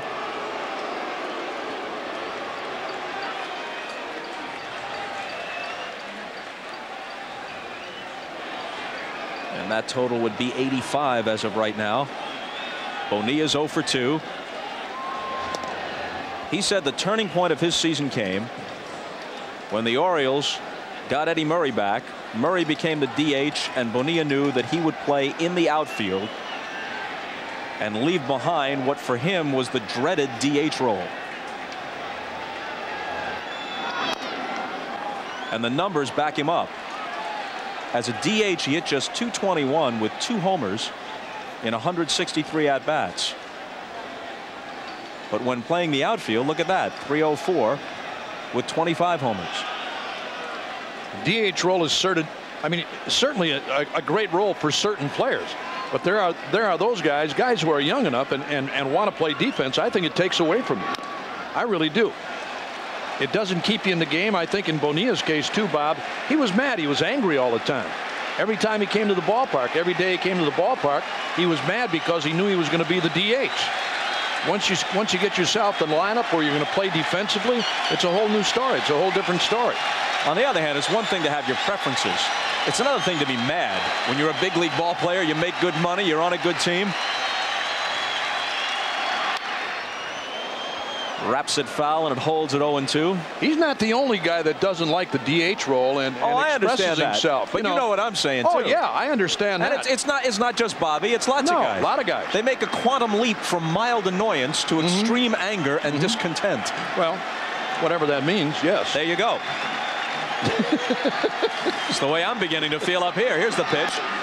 1-2. Extreme discontent. It hasn't been entirely smooth sailing for Davey Johnson in his first year as the Orioles manager. Cal Ripken wasn't thrilled about a few games at third. Randy Myers wasn't thrilled about not always being the closer 100% of the time. Bonilla didn't like the DH. At mid-season, they were 12.5 back. In fact, they were a game under 500 on July 31st. And there was talk of deals that would have sent David Wells away and maybe this guy Bonilla. Hey, even B.J. Surhoff got involved in some of that stuff over there.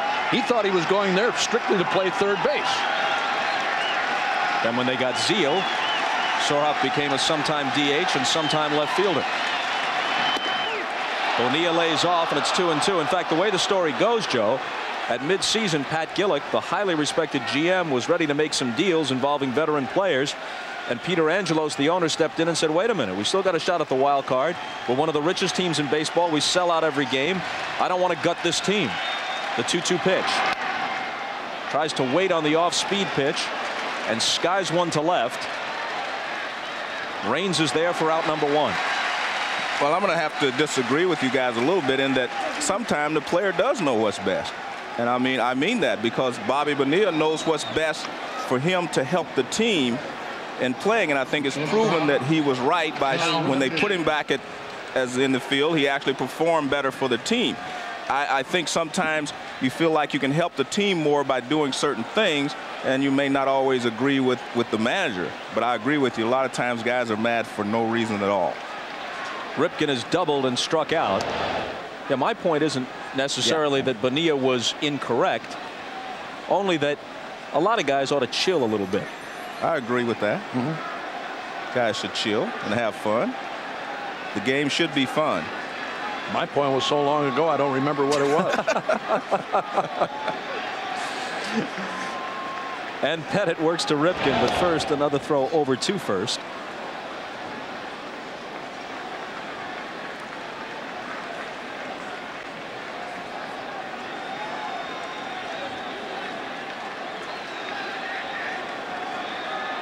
Three runs, 4 hits, and an error for Baltimore. 2-4-0 for New York. Top of the 6th.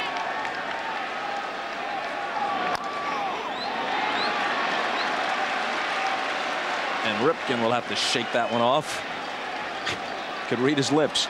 Ow. Well, that cut fastball is down and in, and he hits it right off the ground. It actually gets his foot in the ground about the same time. But you can tell that it does annoy you to get hit off the foot. Did that hit him in the knee, Joe, again? No, that hit the foot. That was the foot. Hate that. The 0-1 pitch. A ball and a strike. Only 3 players played in every one of their team's games this year. Craig Biggio and Jeff Bagwell of Houston, and of course Ripken, keeping the streak alive with just 2 innings the last day of the year after the wild card was clinched in Toronto. 23-16 going back to 1982. Told us the other day that when he first came up as the Rookie of the Year in '82, the race in the AL East, it was just divisional play, no wild card, then goes to the final day against Milwaukee. The next year they win the division. They win the World Series against Philadelphia. He said, hey, I thought it would be like this every year. It's been 13 years between postseason appearances. Here he is again. Pettit's 2-1 pitch. Hit to the hole and through. Ripken's second hit of the day. 2 on with 1 out for Baltimore as Palmeiro stops at second. Well, if you're going to throw that cutter, you can't leave it out over the plate against these right-handed hitters. And watch Ripken reaches out to get this ball. See, it's over the middle of the plate, and he rips it in the hole for a base hit.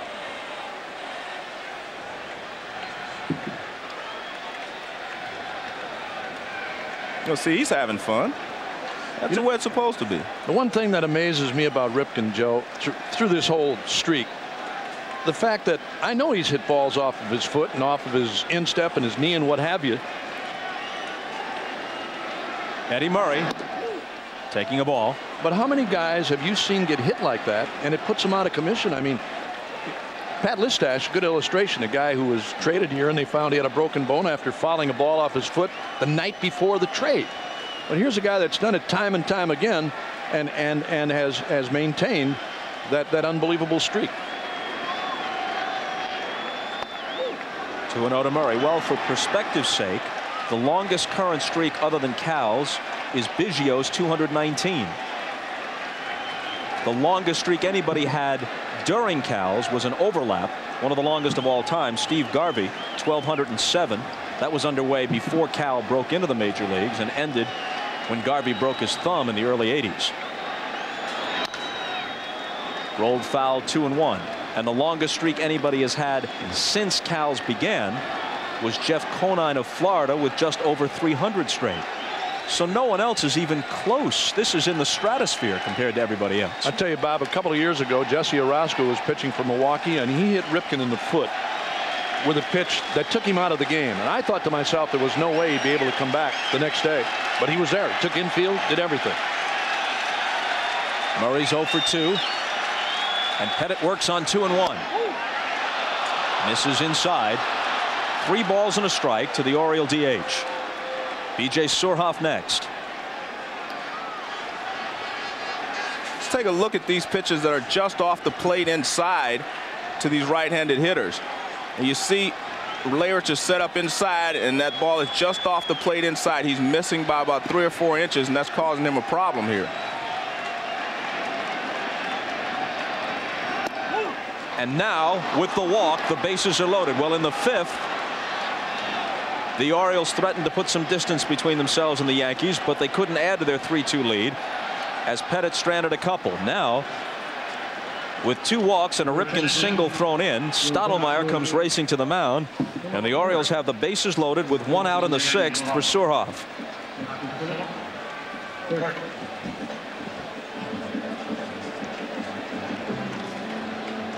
Well, Pettit, as you look at the Yankee bullpen, nothing doing out there as of yet. Pettit, well, there may be something doing in a moment. Joe Torre on the horn, and there is some activity in the Yankee bullpen right now. But Andy Pettit, as we talked at the top of the show, David Weathers getting up in the New York bullpen. Pettit in his opening assignment against Texas, Bob, 6+ innings. He walked 6 in that game and left trailing by a score of 4-1, only to have the Yankees come back and win for him. Not for him, but come back and win the game. Surhoff 8 for 13 with the bases loaded this year. Swings on the first one and fouls it off.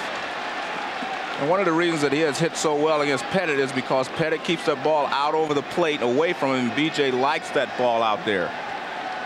You have to come inside and keep him honest every once in a while.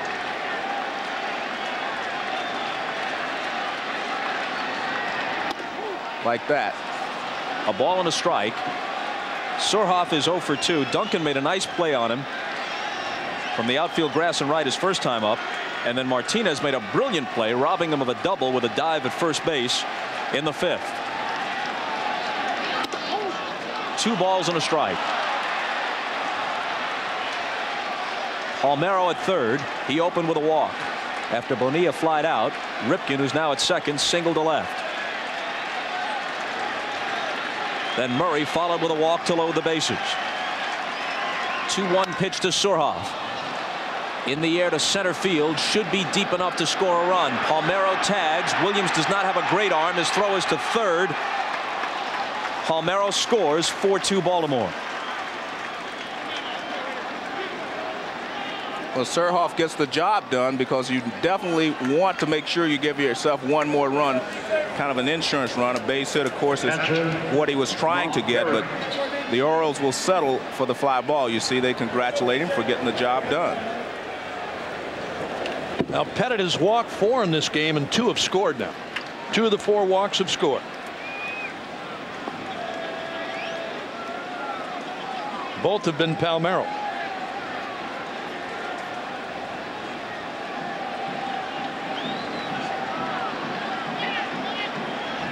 Now Parent grounded out and singled. Palmeiro has scored 2 runs after walking, and he homered earlier, so he has 3 runs scored and an RBI.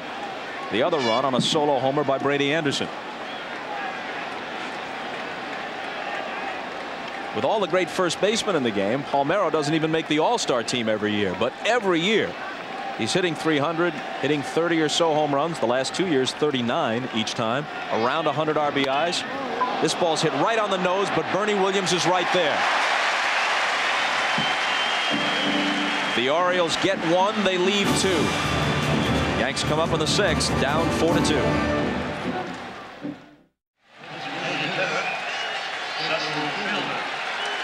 The DH Cecil Fielder, followed by Paul O'Neill and Mariano Duncan in the bottom of the 6th. Scott Erickson with the 4-2 lead, and he's really pitched well enough to have a shutout at this point. Hit toward the middle. Alomar with a dive. Can he get Fielder? With the help of a Palmeiro scoop, he can. A truly great play by Roberto Alomar, who knew that with Fielder running, it was still possible to get him from that position. Well, it's a great play. As you mentioned, he dives, but what he does best is he does not have to get up. You know, most second basemen from this distance would get up and take the time to throw Fielder out. He throws from his knees and makes an accurate throw, and he gets a little help from his friend at first base, Palmeiro, and Fielder is out easily. Great play there. That's a heck of a play by Alomar. It really is. That was one of those plays, Joe, where you might take a chance on flipping it to Ripken coming across, but he didn't have to. O'Neill goes the opposite way. This one is carrying. This one's back at the wall, and Surhoff with the running catch a half step from the barrier.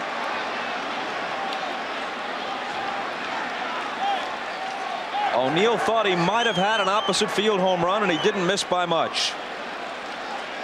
Tomorrow afternoon, we're back out here at 3 Eastern Time. With the 4 o'clock start, most of the kids had time to get home from school. Here they'll have to race back as soon as that bell rings, but that still allows us to bring you must-see TV on Thursday night, which means all new episodes of Friends, The Single Guy, Seinfeld, Suddenly Susan, and ER, America's favorite night of television.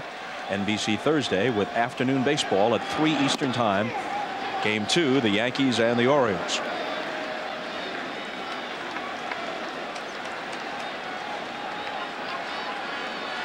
Duncan's 0 for 2. And Erickson's 0-1 pitch misses outside. I tell you what, they talked about Pettit being the big guy in this game to open this series for New York. Scott Erickson has really pitched a heck of a game. He really has. He stayed right with his stuff that got him here. Sinker, sinker, sinker. Once in a while a slider. Only allowed 4 hits. And a couple of cheapies at that. Well, Mike Mussina is the ace of this staff, but Erickson actually pitched best down the stretch. And Duncan with a base hit. A 2-out single for the Yankees second baseman. Well, you see how important that play Alomar made, because now they would have runners at first and second. This pitch gets in on him a little bit. That sinker jams him, but he hits it in the hole. Cal tries to track it down, but he can't quite get there. As you see, the ball goes into the outfield. And Mariano Duncan has the 5th base hit of the ball game for the Yankees. Which makes Leyritz the tying run at the plate.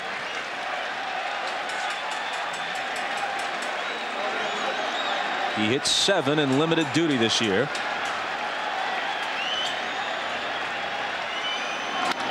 And there's a base hit to right. Bonilla up with it as Duncan stops at second. A pair of 2-out singles, and that'll bring up Jeter. A lot of times we discount a play as being important if it happens on the first out of the inning. But if he would make that same play with runners at first and second, you'd say it was a great play. And that's what it would have happened had he not gotten a great play against Fielder. And watch Leyritz. This pitch is out over the plate. He goes the other way. Fortunately for Leyritz, the pitch was up a little bit, and he's able to hit the hole. But he was going to right field all the way. He was taking advantage of that hole on the right side.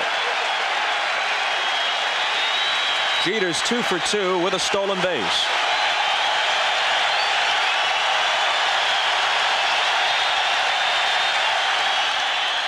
A bouncer to Ripken that'll get them out of the inning with Alomar covering. 2 singles go to waste for New York after 6. Still 4-2 Baltimore in game 1. A decade ago, Jesse Orosco, working out of the Met bullpen for manager Davey Johnson, won 3 games and saved another in the LCS against Houston. And he was on the mound when they wrapped up the World Series against the Red Sox. One of the most remarkable, in fact bordering on unbelievable, World Series ever. He's not quite the pitcher he was then, but he's had his moments. Reunited with Johnson in Baltimore. Brady Anderson struck out, homered, and walked. Swings on the first one and lifts a mile-high pop that Duncan wants. And there's the first out on the 7th. Davey Johnson has been to the World Series as a player and as a manager. In the other dugout, Joe Torre, despite a very distinguished big league career that totals over 4,000 games combined as a player and a manager, has never seen the World Series in uniform. There you see Joe's record. Mets, Braves, Cardinals, Yankees. He's had some good clubs and some mediocre ones, and his career record is below 500. Davey Johnson has the highest career winning percentage of any active big league manager. And he's been fired twice from the Mets, and he had a great record, and from Cincinnati. A strike to Zeile. Well, the situation in Cincinnati was very peculiar, as are many things in the reign of Marge Schott. He knew during the course of a season where they won the Central, won the first round, and made it to the LCS against the Braves, he knew he was gone at the end of the season. And Ray Knight was the manager in waiting.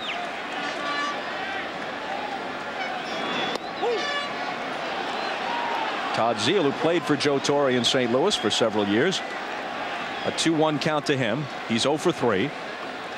Guy that was in that number 2 spot there, Bob. We talked about him the other day in Texas or in San Diego, wherever we were. Felipe Alou is the guy that's done a great job. In left field, it's Raines. All this traveling around, I guess. I don't remember where we were. You might not remember where you were. Texas, San Diego. It was in San Diego. It was in San Diego. I believe it was San Diego, yeah. Well, here's Alomar again.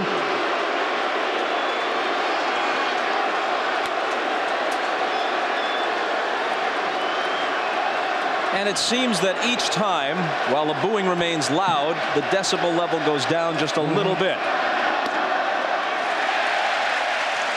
In the division series, Juan Gonzalez, who was murdering the Yankees, was showered with fruit, coins, batteries.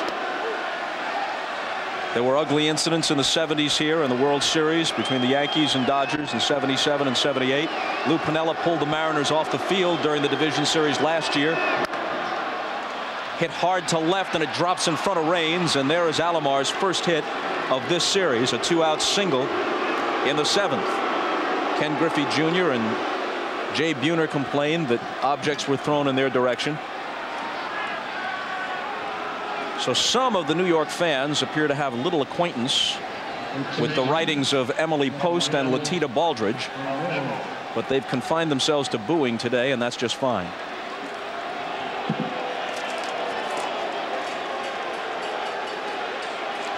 Palmeiro has walked twice and homered. Emily Post. These are people who advise you as to etiquette and manners. I thought you, of all people, would be aware of that, Uke. Wally Post told me everything I needed to know. Wally Post, the old Cincinnati Red, yeah.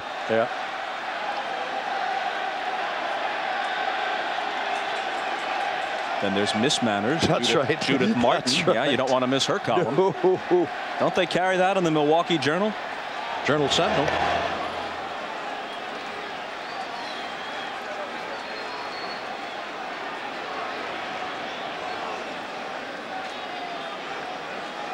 Erickson ahead 4-2 as his team bats in the 7th. Alomar at first with 2 down.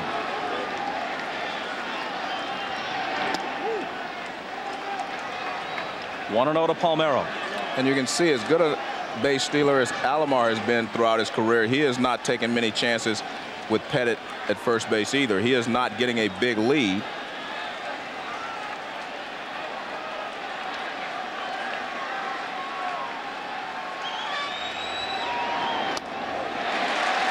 Two outs with Palmeiro up there, Joe.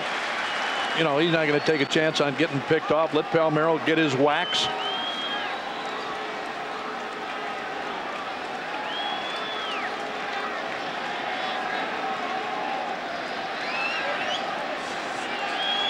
Pettit trying to keep it close. Brings the 1-1 home. 2 balls and a strike for the Oriole first baseman.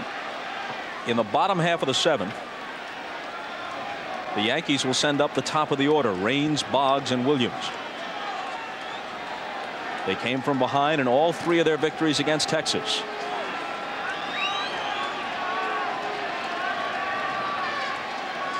The 2-1. Another drive to right. Into the corner and up against the fence. Around second is Alomar. Getting it back in quickly is O'Neill and holding Palmeiro to a long single. Runners at first and third with 2 out. It's only 3-14 down the line and right. And you'll see a lot of line drive home runs. That one didn't quite have the distance, and it winds up being a long single. Well, he turns his hands over on this one and the ball sinks.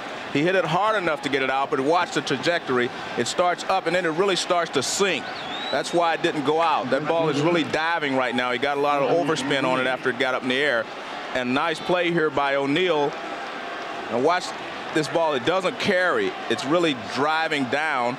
O'Neill plays it perfectly, and he holds Alomar at third and holds Palmeiro at first. Good play there by Paul O'Neill.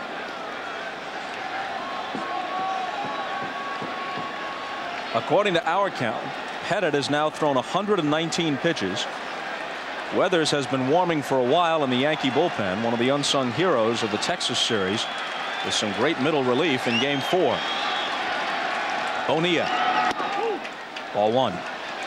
Bonilla is actually a better hitter from the right side in that he does not try to overpower the ball so much.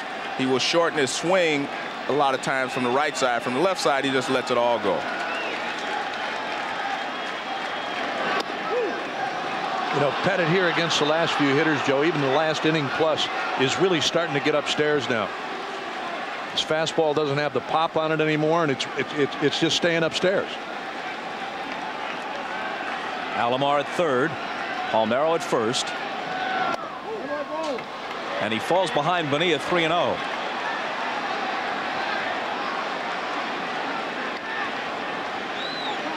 From the left side, I don't think I've ever seen Bonilla take 3 pitches in a row. He's a little more patient from the right side. Yeah. If he gets something here, he's hacking. Swings away on the 3-0 pitch, and the Yankees will get out of the inning. The Orioles have stranded 2 in each of the last 3 innings with 1 run to show for their trouble, and a 4-2 lead. Stretch time in the Bronx.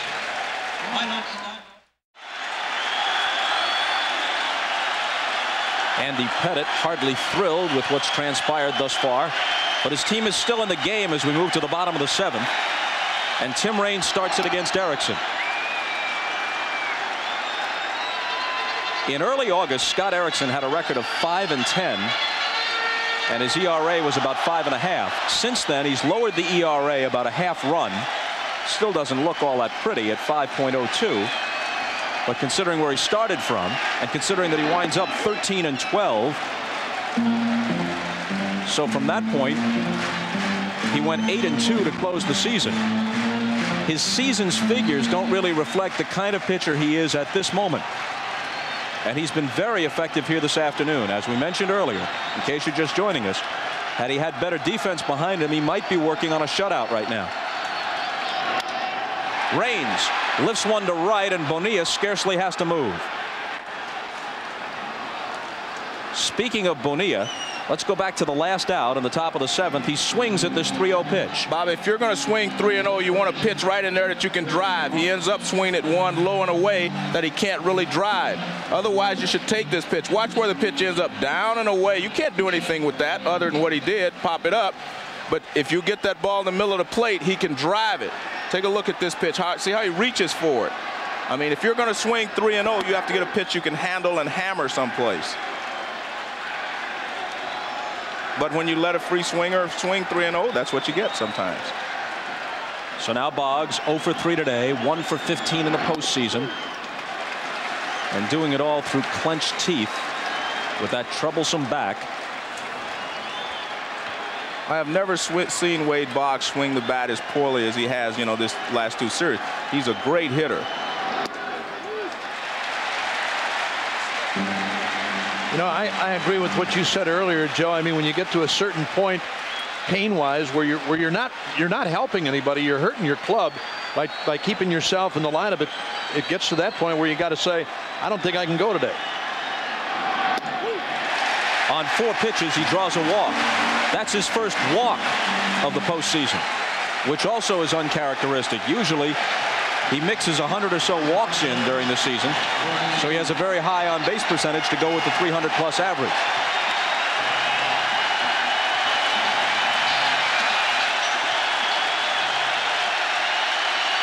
Now this is all Joe Torre can ask. I mean, every time you get somebody on, you get the tie and run up there, Bob, and that's all you can ask for against Erickson.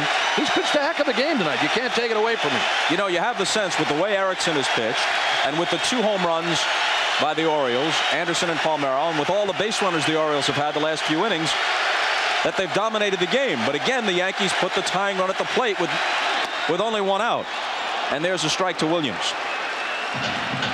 Unless this guy makes a terrible mistake against Bernie Williams, I mean, he can drive the ball the other way. He can hit you out left field as a left-handed batter or to the right side as a right-handed batter. We've seen him do that. But unless this guy makes a terrible mistake against him, he's going to try to make him hit a ground ball. As you see, a disproportionate number of Williams homers were hit right-handed. Tap foul, including 2 of the 3 he hit in the division series. When you consider on average a switch hitter will get about a third of his at-bats from the right side, if that, and that Williams hits 16 of his 29 homers right-handed. Yeah, he is, like a lot of natural right-handers, he throws right-handed, a more powerful hitter from that side. I talked to him before the game about that, and he said basically if he gets a lot of at-bats from the left side in a row, he feels just as comfortable from the left side.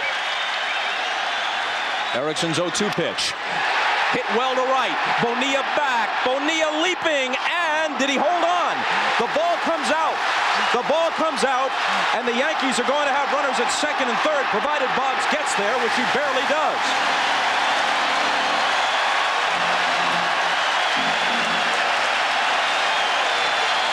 Bonilla with a great effort. Nearly a terrific catch, but crashing into the wall, the ball is jarred free. I mean, that is a great catch, but you see he caught it down toward the palm. If he would have caught it in the web, it would have stayed. Now watch where this ball hits. Hits right in the middle of the glove, and that's the worst place to hit a guy. Watch, right there in the middle. See, he can't close his glove around it. He hits the wall, and it bounces away, and no one knows what to do because it looked like he made the catch. And Williams almost catches up with Boggs, who had to wait between first and second to see if Bonilla caught it. And then Boggs was barely able to beat the throw into third. Bernie Williams for a moment thought he caught that ball, Bob, and as he went around the bag, once he realized and once he saw the ball drop, that's when he really lit out for second and pulled up very quickly because Boggs was just turning the bag. Going to be all for Erickson here. In comes Orozco. Tying runs are aboard, and we'll be right back. Watch this bizarre play. Bernie Williams hits a line drive. He doesn't get it up high enough. It appears that Bobby Bonilla makes the catch, but Bernie Williams is not sure. Now he knows that it's a hit, but he can't run past Boggs. But the bench is where all the excitement is. Now watch, they get up, they think it's gone, they see it's not gone. Watch Paul O'Neill right here. He says he caught it, and then Cecil Fielder says no, and he's the only one that's right. And Orozco comes on in relief of Erickson to face Martinez, who is 2 for 14 lifetime against the veteran left-hander. They check at third, and Dan Morrison said no, he didn't go around, ball one. Well, if you're the Yankees, you just have to hope that Martinez can at least get the runner in from third. You would hate to have this rally die. So you will not be upset if he pulls a ground ball to the right side. And another guy talking about Orozco, who's going to try to make you hit a breaking ball, too, as a left-handed hitter. And a called strike. Orozco is 39 years old. This postseason loaded with ancient relievers. Honeycutt, Eckersley, Orozco, past the Gatorade and the Geritol. A decade worth of Octobers ago, across town at Shea, Orozco involved in so many great moments for a terrific Met team. His 1-1 pitch to Martinez is cut on and missed. And Orozco is very tough on the left-handed hitter. They've hit .216 against him for the season. And the thing that makes him tough is watching, well, he sidearms the ball. You don't really get a good look at it. You can't pick the ball up. And you see the breaking ball and you go after it, but it just keeps diving out of the strike zone. Now watch Orozco's motion. See, he hides the ball and then he kind of sidearms it. Very tough on a left-handed hitter.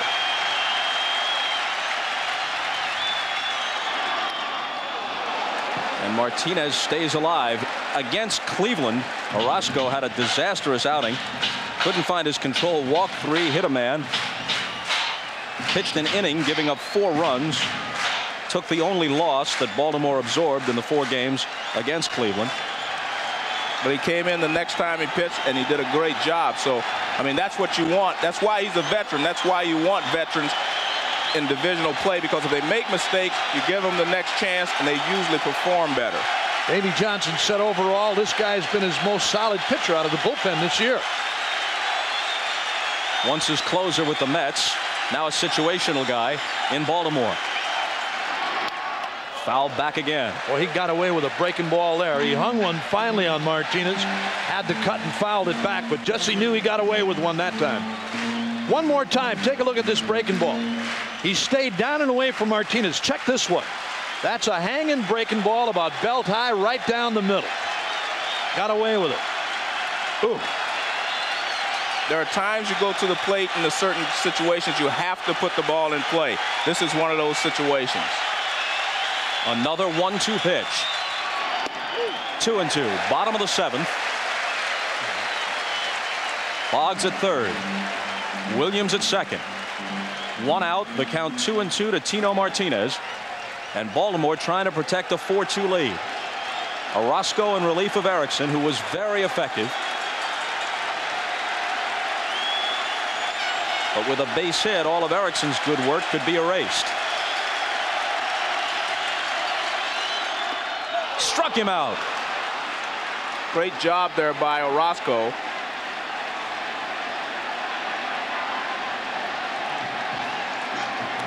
Well, we'll take a look. It's another breaking ball. It starts in the strike zone, which is what you want, and then it breaks out. So it's a strike until he starts to swing, and it breaks out of the strike zone.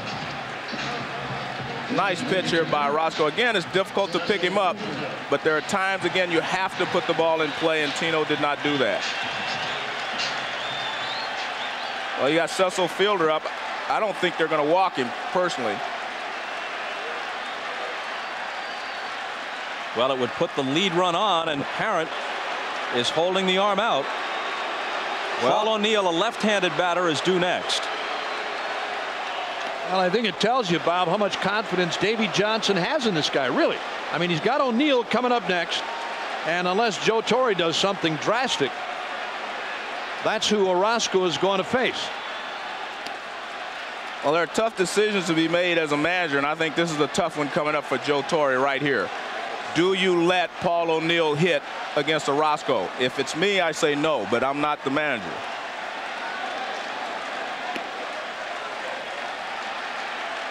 And O'Neill is going back, and here comes Charlie Hayes. I think you have to do that. Absolutely.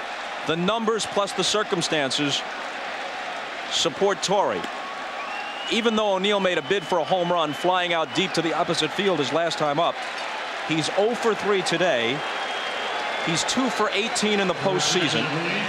He's playing with a very bad hamstring, and he's 0 for 9 lifetime against Jesse Orozco.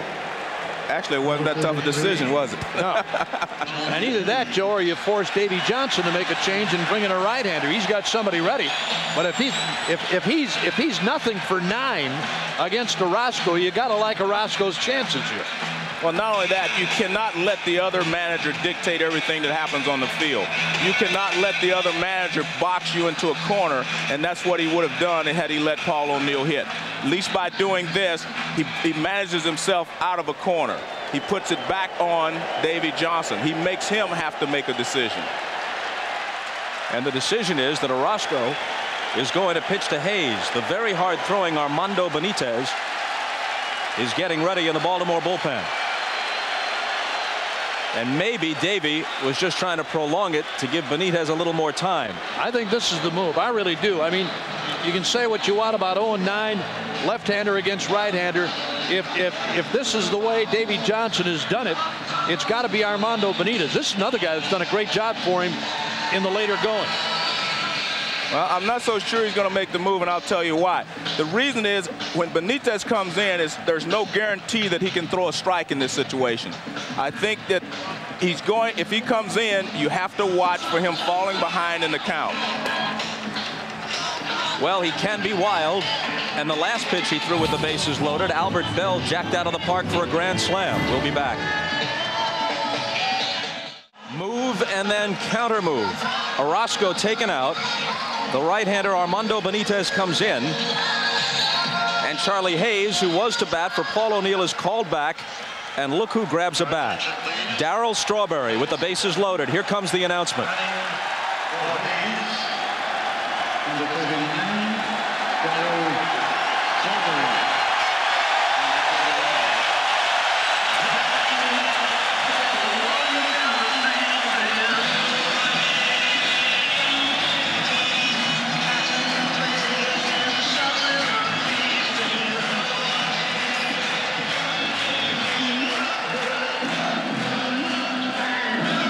As good a player as Bernie Williams is, one of the best all-around players in the American League, I think it's fair to say that this Yankee team, unlike the teams of Ruth and Gehrig and DiMaggio and Mantle and Reggie Jackson, this team has no real focal point. The guy, even though he may be past his prime and he's not a regular, the guy who has the most presence on this team, the guy who can electrify a ballpark when he walks out of the dugout in a big situation, is still this guy. Say anything you want about him. His presence is a dramatic one, and in this situation, what more could you ask for? Bottom of the 7th, 4-2 Baltimore, bases loaded, 2 out. Ball 1 up and in. Benitez yielded a grand slam to Albert Bell in the division series. When they say he shook the catcher off several times with slider calls and just wanted to go mano a mano with Bell and challenge him with that great heat. Benitez throws in the mid-90s, but Bell turned it around. 2-0. Just as you said, Joe, if you worry about the control, now it's behind 2-0. I was going to say, Joe brought up a great point before in saying bases are loaded, no place to put this guy. Joe is Strawberry now as the hitter. Right. Oh, you're up there looking for number 1 now. He's down 2-0. Well, you look for a fastball in the middle of the plate, not one you have to reach for. But I want to make another point. All these moves that have been made, Bob, are not just for today. They're for the remainder of the series to tell them how they're going to play against each other. The 2-0 pitch in there. Strawberry has 6 career grand slams. He had a 2-homer game against the Orioles at Camden Yards earlier this year. That was a great fastball right there, though. That had some hop on it. And he cuts and misses 2-2. It's Strawberry now looking for heat, and this guy bringing it. Here it is. Well, this is a tough pitch for Strawberry. He does not like the ball in. That's a fastball in. He likes the fastball out over the plate. He's about a click and a half late on that one, too, Joe. The 2-2. Oh, it didn't miss by much. Bonilla is almost on the warning track in right, and where else would he be?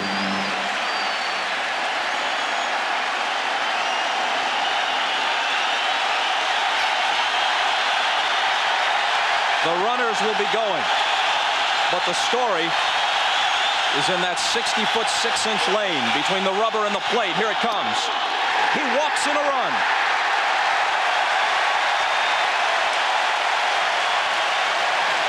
And that's what you always fear when you go to the bullpen to bring in a young pitcher. You never know if he's going to be able to come in and close out the inning. That's why I thought he might have stayed with Orozco a little longer, even though Hayes was up. You see this pitch well off the plate inside.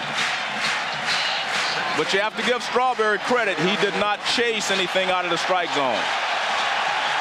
And the bench knows how important that one run is right there. Plus more pressure on Benitez now. Mariano Duncan, notorious first pitch hitter, not a patient hitter, steps in and commits himself on the first pitch. In 400 at-bats this year, Duncan walked only 9 times in the course of hitting .340. Well, everybody knows it. I mean, you start this guy off. If you start this guy off with something out of the strike zone, close out of the strike zone, he's chasing. But he's also a hacker. He'll hit balls down and away. He'll hit some of the ungodliest pitches you ever saw. Lays off that one, a ball and a strike. Orioles 4, Yankees 3, bottom of the 7th. Game 1 of the League Championship Series.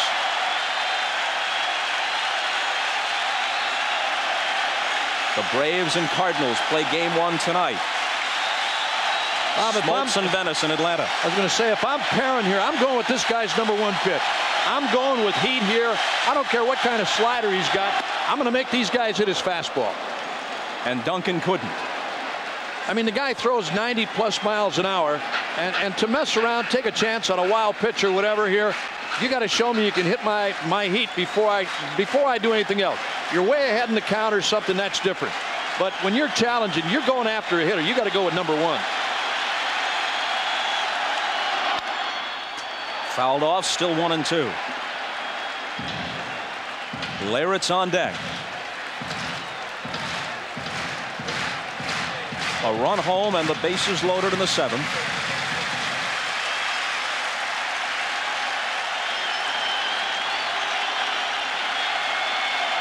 Ernie Williams, Cecil Fielder, Darryl Strawberry, and Duncan fans to end it. They score 1 but leave them loaded. 4 3-0s. We started in some radiant October sunshine at Yankee Stadium. We'll finish up in darkness. Strawberry, who walked with the bases loaded as a pinch hitter, stays in the game in place of Paul O'Neill and plays right field. Andy Pettitte is done, and Jeff Nelson comes out of the bullpen. Nelson is another guy whose season stats probably don't reflect the way he's pitching right now. He's been effective of late. He's a big, hard-throwing right-hander. His big pitch lately, Bob, has been a breaking ball. He's got that big, snapping sidearm curveball, and he's especially tough against a right-handed batter. He's got a good enough fastball. He'll brush you back. He'll move you back off the inside, and then throw that big, sweeping sidearm curveball. He was a big part of the Seattle Mariners last year.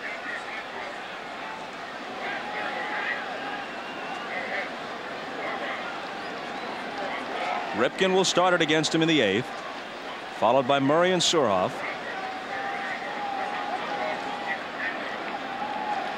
Cal hit 26 home runs this year and drove home 102. He's 36 years old now and told us the other day, all things considered, he thinks he can play and play regularly until he's 40. The question is, as a shortstop, or is he willing to move over to third? In front of the plate, Leyrit's out, and so is Ripken. I want to show you something here. Darryl Strawberry on a 2-0 fastball from Benitez. Watch the expression that he had after that pitch. I was watching it, and it tells you that he said he can't believe this pitch. I mean, like right there. I mean, he's telling you that is a tough pitch right there. See that? I mean, he's telling you that pitch overpowered me. He wasn't up there to take it. See, he just couldn't hit it because it was too fast. You don't always take it because you think it's a ball. Sometimes you realize I can't hit that pitch. That was a major slice of cheese, and he knew it.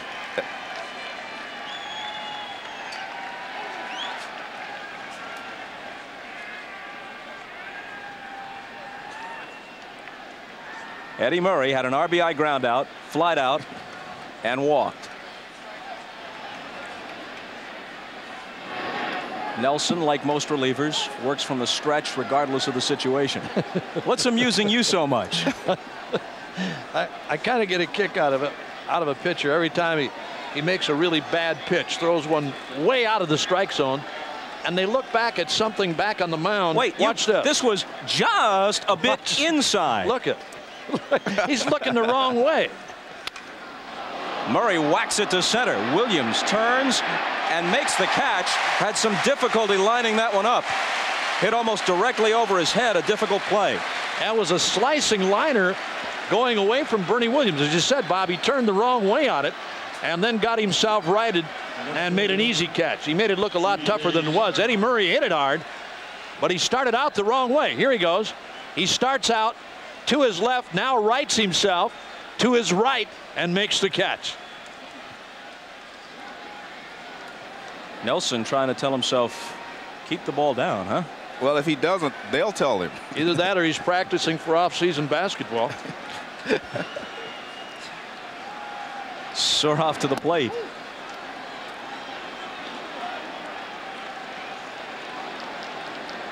Robbed of hits his first 2 times up. Then delivered a sacrifice fly, which stands as the difference. It made it 4-2. It's 4-3 now. You know, the one thing with this guy, Bob, that is so different in his season, in difference to what he was with the Brewers, he's really turned himself into more of a pull hitter, and it's something they always thought he could do and hit home runs. He's a big dude, and he's got power. Well, he hit 21 this year. He can catch, play third base. That was one of the things that he was worried about when he came over to Baltimore. The fact that Hoyles had problems last year and that they might want to stick him behind the plate. He came here, he came to Baltimore strictly wanting to play third base. Surhoff playing with a tender knee, but they didn't want to bench him, not with those 3 home runs in the 4 games against Cleveland. That one's foul. What was the name of your play-by-play man in Major League? Harry Doyle, right? Yeah, Harry Doyle. Yeah, that would have been his call on the pitch to Murray, right? Give it to us. Just a bit inside. Thank you very much. I heard there's going to be a Major League 3, huh? It's in the making. Thanks to the Indians. You trying to catch up with Death Wish or what? Rocky? Yeah, Rocky. Yeah. Rocky 76. Very nice.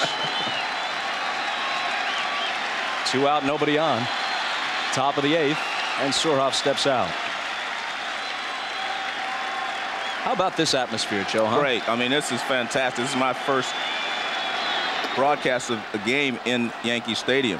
And I was fortunate enough to play. In the postseason, you mean? Yeah, in the postseason. I was able to play in the 76th World Series here. And, I mean, I thought it was just great then. But, you know, this is just a great atmosphere. It is. It's a great park. And you hit a home run here in the All-Star game once, didn't you? Yeah. You want me to go on? No, that'll cover it. All right. And we have to stop anyway because Surhoff fans to end the inning. So much for your portfolio. A commercial coming up, and then the Yankees coming up in the 8th.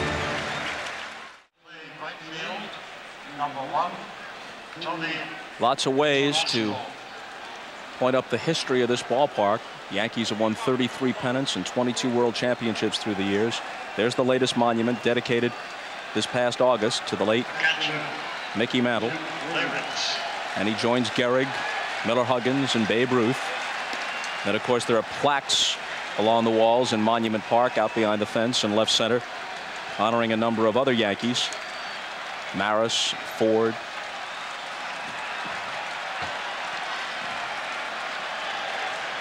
and several others, but only Mantle, Huggins, Gehrig, and Ruth have the monuments. Armando Benitez in the 8th to Jim Leyritz, who swings and misses. Changes. Tony Tarasco is in right field and Mike Devereaux is in left defensively for the Orioles.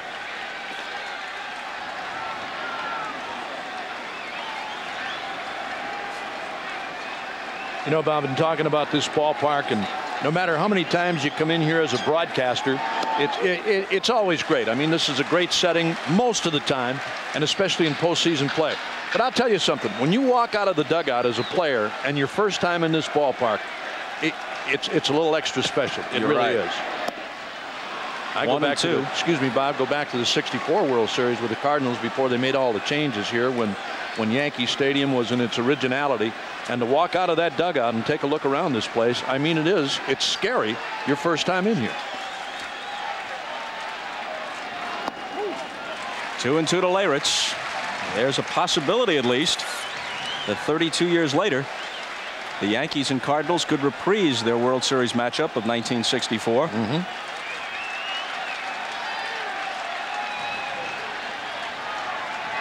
Jeter next, and then Raines, and the 2-2 pitch is a called strike 3.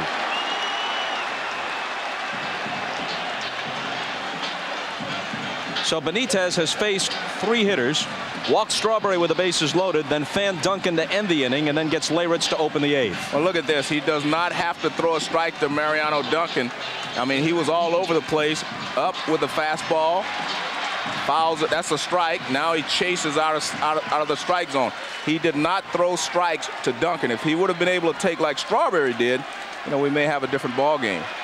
But it's easy to say that from up here. He went up there to get a base hit, so he was aggressive.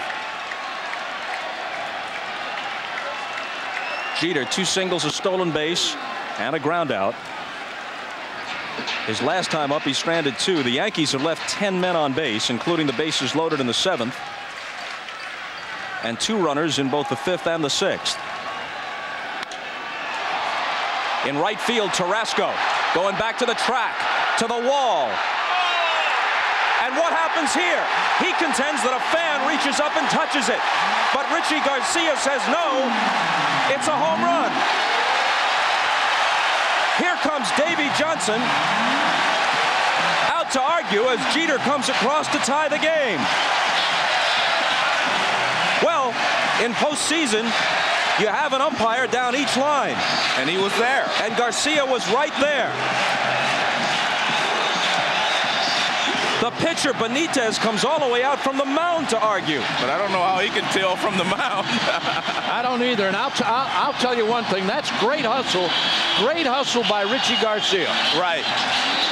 The contention by Tarasco is that the ball is descending and the fan touches it. He's right. He's right. Absolutely. Absolutely. That ball was not in the seats. It's okay to catch it if it's over the wall, but if it's in the playing field, then it's not allowed. You're not allowed to touch it. And you can see that ball is touched right there.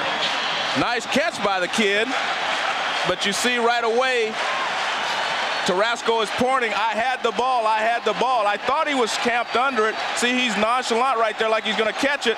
And the kid, nice. Man, they need to sign him up. Oh, he didn't catch it. This brought it in. Yeah. You're right, Joe. I mean, look at this. He just reaches out. I mean, he is at least he's way out. A foot onto the field. Oh, he's way out. And he makes the catch. Oh, wow. The way Tarasco was playing the ball, I'm not 100% sure he would have caught it. It might have hit off the top of the wall before he caught it, but there's no way it was going out. Either he was going to catch it or it was going to hit the top of the fence for an extra base hit. It was not going to be a home run. I believe he was going to catch it, Bob, because he didn't jump. He was stationary. If it was going to be over his glove, I think he would have been in a jump. See, watch, he's not going to jump. See, that ball's coming down. It's coming down. It's not going out. It was coming down. I think he would have caught the ball. He catches that ball. Absolutely. Well, I think if you're Davey Johnson, you have to get thrown out of the ball game right here. I mean, I know it's tough to do, but you have to make a point of saying, I can't let this happen to my ball club, especially on the road. Well, if he goes down in the clubhouse and sees the replay on this thing, he may be out here again. Yeah. Oh, he's going to be livid. Well, I think he is sure, because I think he saw how Tarasco went after the ball. He was not under any duress. He wasn't about to jump. He looked like he was stationary and about to reach up and catch the ball, and I think that's what Davy's going on. Meanwhile, here's the kid receiving congratulations all around. He's affected possibly the outcome of the game. Certainly he's affected the course of the game. And maybe the series, Bob, maybe the championship series. Well, Davy Johnson's got a legitimate gripe here. You know what?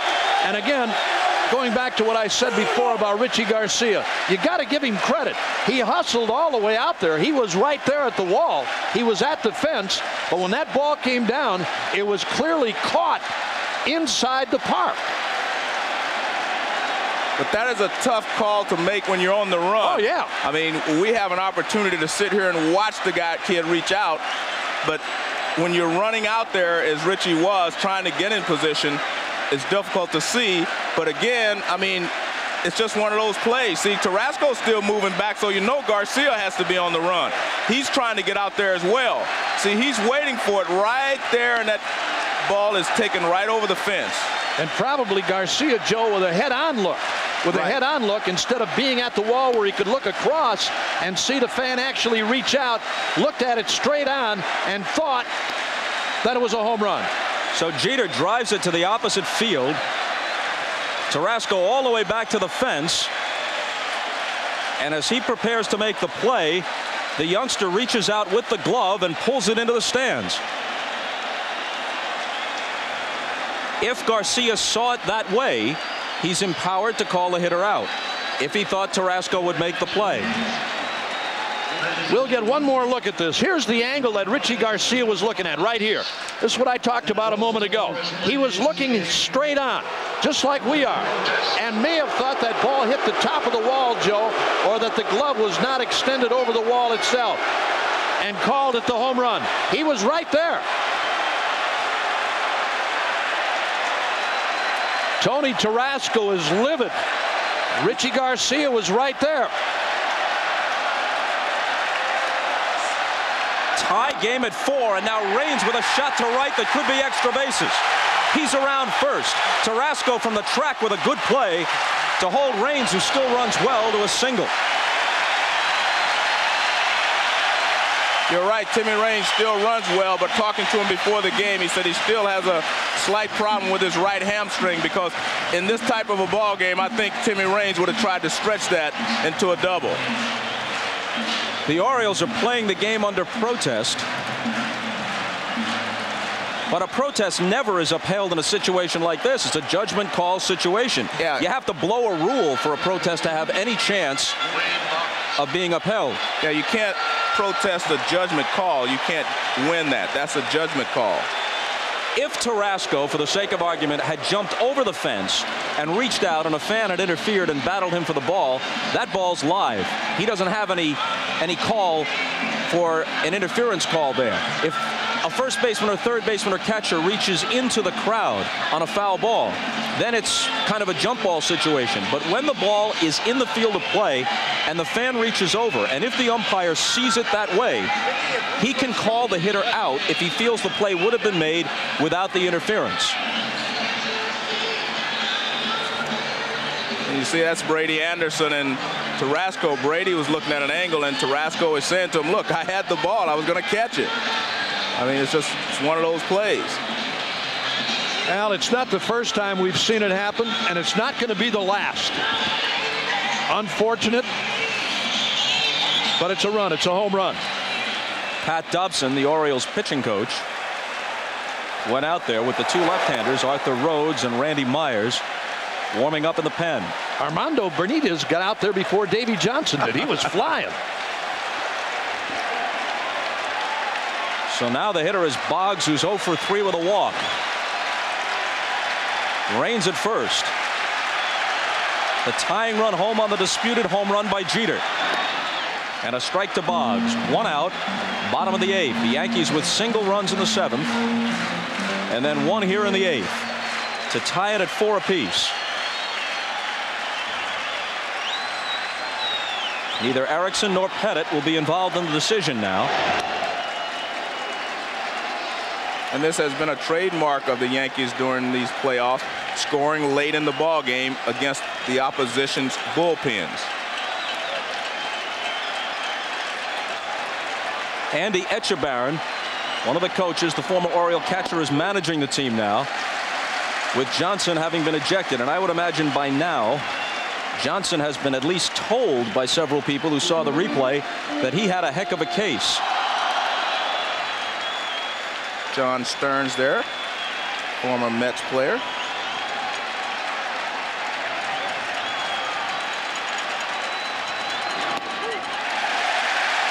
Raines at first, with the count now 2-1 to Boggs. Stole 10 bases in limited duty this year. He missed several months with 2 bad hamstrings. He's 4th on the all-time stolen base list, behind Rickey Henderson, Lou Brock, and Ty Cobb.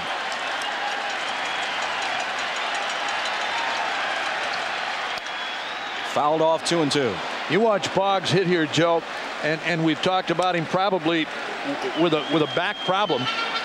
The Oriole outfield is shifted way around toward left field. You got a guy out there who's throwing 90 plus, and yet Boggs is still pulling out. You see him pull out a little bit on that last fastball. I mean, he can drive a ball to left. I don't think he can pull this guy, but it looked like he's pulling out as he goes to start his swing. He's pulling that front foot out.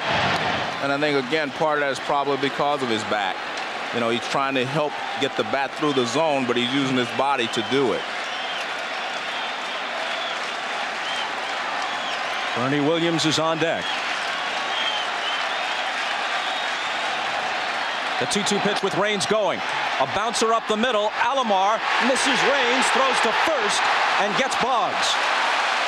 That is a great play by Tim Raines, to have the presence of mind to be able to avoid a tag. He's on his way to steal the bag, and he runs right into Alomar. See, he's stealing the bag. He's not even watching the ball. He looks up, he sees where it is. Now he's able to avoid the tag by Alomar. Alomar quickly throws to first base to retire Boggs. I mean, this is a great play here by Tim Raines, and it was going to be a great play by Roberto Alomar. But Tim Raines makes a better play, and now they have a go-ahead run at second base. How about the what-ifs, Joe? If he's not running, that's a base hit for Boggs. You might have runners at first and third.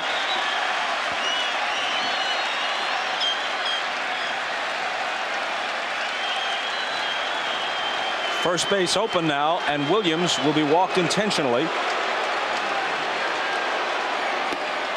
Well, the scouts watch Williams against Texas, and they say we're not going to let him beat us. And that's what Baltimore has decided to do in this situation.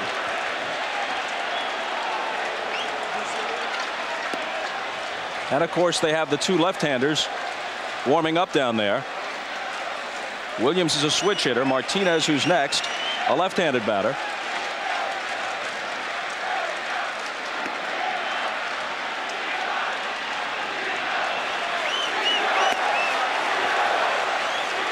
Myers was up a moment ago. Then he sat down, replaced by the right-hander Terry Matthews. The lefty is Arthur Rhodes. Well, Randy Myers was up because they had a lead going into the 8th, and he thought he would finish the 9th if they still had the lead. He is their closer.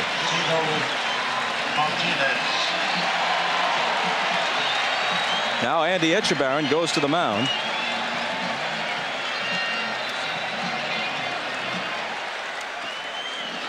Andy Etchebarren caught Dave McNally 30 years ago today when McNally outdueled Drysdale 1-0, and the Orioles completed a sweep of the Dodgers in the World Series on a Frank Robinson homer. He goes to his pen.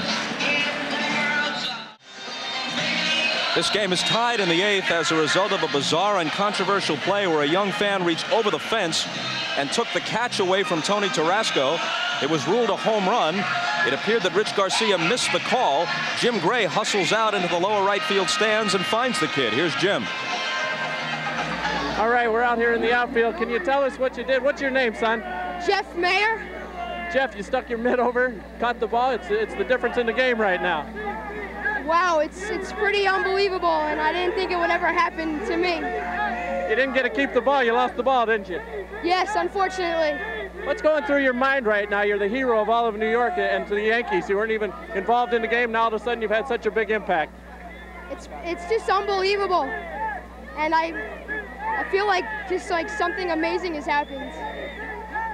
I can't really think of anything much else to say. They're chanting your name. Pretty exciting, isn't it? Yeah, it's pretty cool. All right, let's go back to Bob Costas.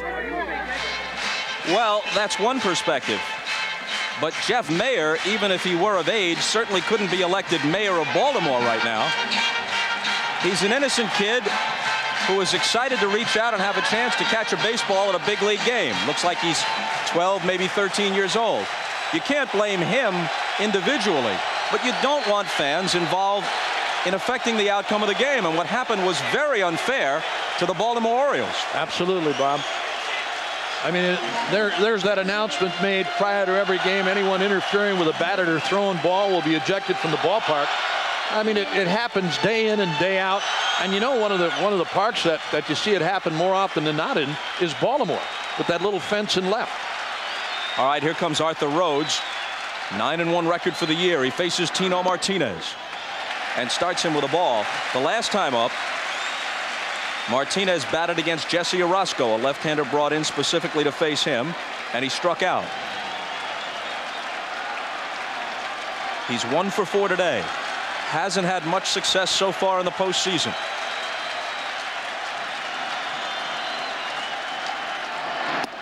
In there for a strike. 1-1. 2 out, 2 on. Raines is at second.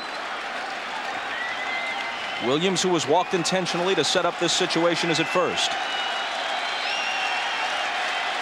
A run home on the homer by Jeter. A homer that probably shouldn't have been. And this ball is hit into right field with Tarasco in pursuit. And he stumbles a little bit before making the catch. This is Tarasco's first inning in the game, and an inning he won't soon forget. We go to the 9th. Tied at 4 at Yankee Stadium. Tony Tarasco letting all of his buddies in the dugout know exactly what happened. Young Mr. Mayer reached over and changed the course of events. I was all set to catch it, says Tony, and then all of a sudden, boom. Well, if something like this happened at the Boston Gardens, they would say, you know, it was the luck of the Irish, or the little F, or did little leprechaun. Leprechaun, yeah, the little leprechaun did it. Well, you know, out of concern for how they might react to Alomar and to a lesser extent Bonilla, they kept warning the New York fans not to throw things. They didn't tell them not to catch things.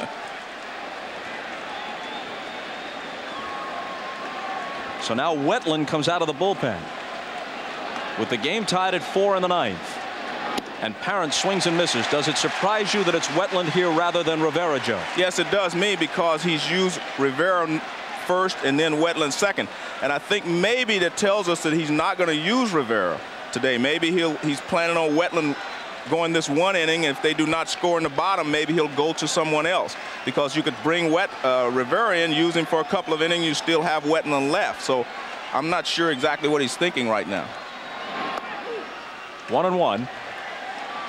Wetland had 4 walks in 4+ innings pitched against Texas in the division series, but generally was effective. Very ineffective last year against Seattle in the playoffs, but he's shaken that off. Came back this year with 43 saves. How about the job that David Weathers did in that series in Texas, Bob, in that final game? I mean, came in a jam and pitched 3 solid innings, 3 great innings.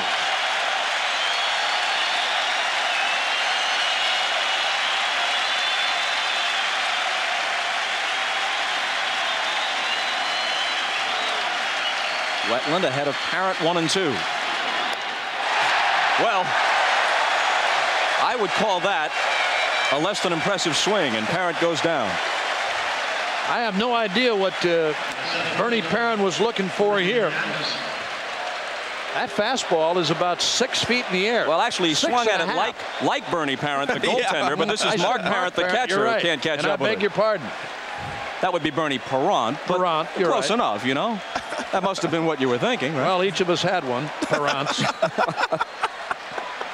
And some were prouder than others. That's right. Well, here's Anderson. in a tie game against Wetland. He couldn't have hit that with a goalie stick. Bob, maybe because they no longer have the off day, he's changing his pattern with Rivera and Wetland.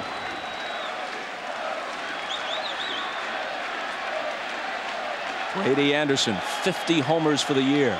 1 today, 3 in the postseason already. A ball and a strike. Another point, Bob. Wetland was warming in the 8th in case they scored. Maybe he just brought him on in simply because he was already warm. Yankee starters so-so in the playoffs, if that. Relievers, fantastic. 2-1. Now Randy Myers is throwing in the Baltimore bullpen, along with the right-hander Terry Matthews.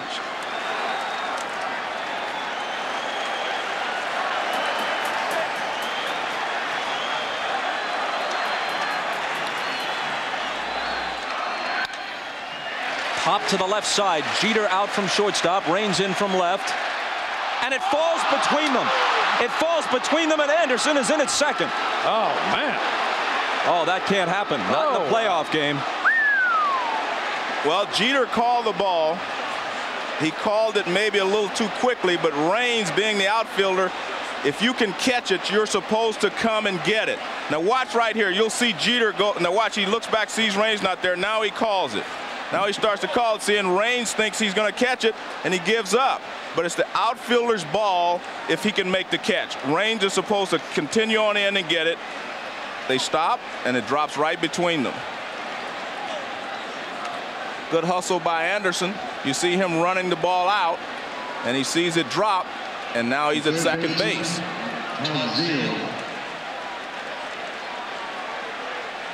Wow, what a big play. There have been some strange doings in this game. Well, Surhoff in the opening inning lost a fly ball in the air that went for a double in left field. And here a ball that should have been caught by either Jeter or Raines drops for a double.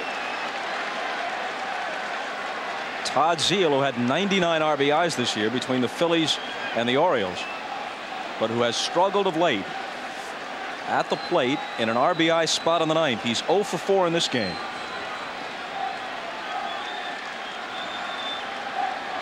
.217 as you see in the postseason. Fastball high 1-1, and he closed the season just 1 for his last 30.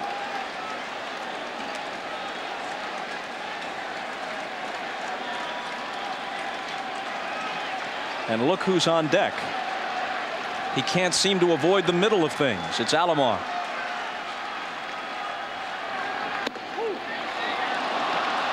Making Leyritz's glove pop. You can hear it all the way up here, but it misses 2-1.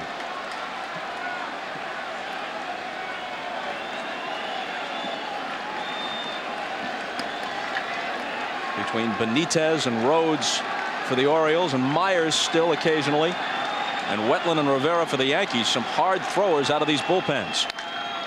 Zeile lifts one to left center field.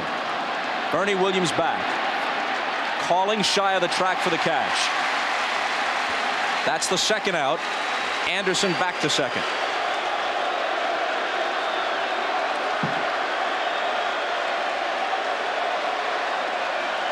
The last game the Orioles played, Alomar tied it with a single in the 9th. Won it with a homer in the 12th.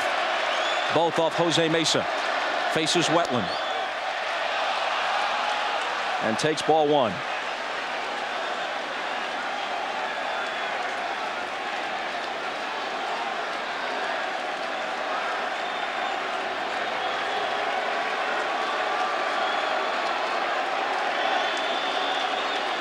First base open, but Palmeiro on deck. 2 balls and no strikes. The situation with John Hirschbeck was not the first time that Roberto Alomar had a run-in with an umpire. The guy down the right field line, Richie Garcia, involved in controversy today, was in the middle of something a year ago with Alomar when Roberto threw his glove at him from the dugout. Wound up serving a 1-game suspension for that. 3-0. Well, I think Wetland is overthrowing here because he knows that he can't give in to Alomar and give him a fastball in the middle of the plate. but you definitely do not want to face Rafael Palmeiro unless you have to.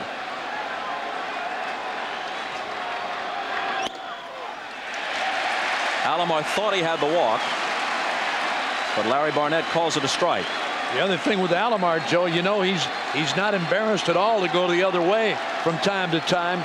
When you keep throwing him out there, he'll go that way. He'll go the opposite field on you. Last fastball right on the corner. Cuts and misses, and the count is full.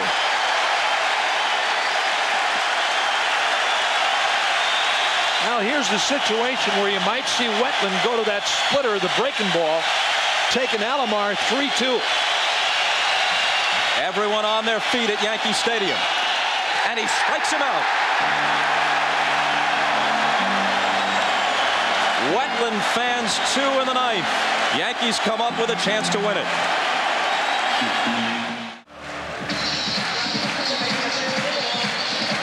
As we go to the bottom of the ninth, Derek Jeter talking about that mishap in shallow left when he and Tim Raines let a playable ball drop between them. Don Zimmer and Joe Torre listening intently. Well, Don Zimmer was a former infielder, so he knows how the play is supposed to go. And it was not Jeter's fault. Terry Matthews out of the bullpen. Acquired in August from Florida.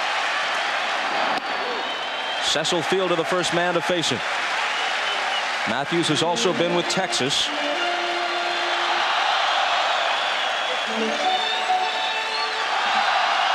He turned 32 4 days ago.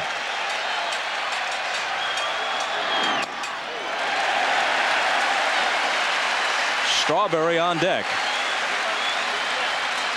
Well, the question, as the postseason began around New York, at least one of the questions, who should be the Yankee DH, Fielder or Strawberry? They're both coming up here in the ninth. 3-0.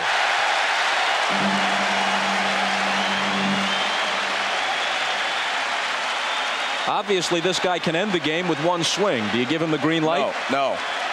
And I'm sure Joe Torre will not, because they've manufactured runs over the course of the season, and they want to give themselves their best shot of winning this ball game. The 3-0 pitch walked him on 4 pitches. And let's see if they bring in a pinch runner for Fielder. Now, if you're going to play the way Joe Torre plays, or has played baseball all year, you're going to see the pinch runner. Cecil Fielder thinks so. Yeah. Hey, he hopes so. He went out and made a right turn. I guess so. He said, Joe, come get me.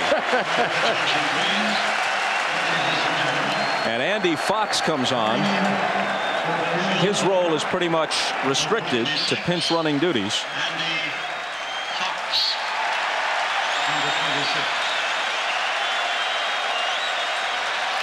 Well, that's Raines talking to Zimmer, and Zimmer's probably saying to him, it's your ball. If you can get it, come get it. And that's exactly what he's saying. And especially with a veteran outfielder, Joe, it's his call.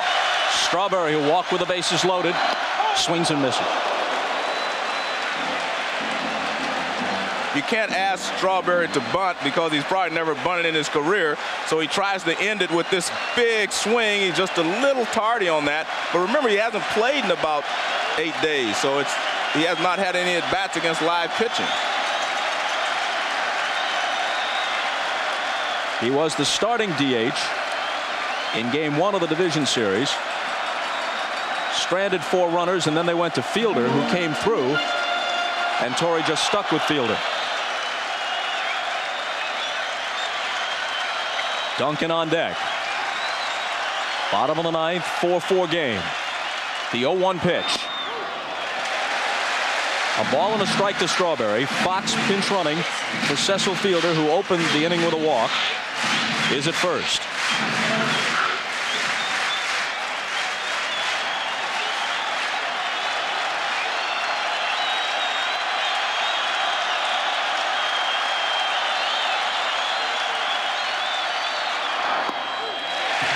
Two balls and a strike.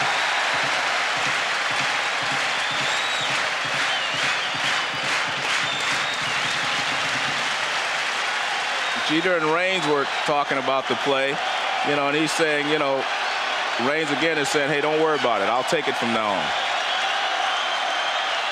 Matthews to Strawberry. Fox running. Strawberry with a fly ball to left center field. Back goes Anderson. The ball carrying Anderson to the track. Makes the catch, and Fox back to first.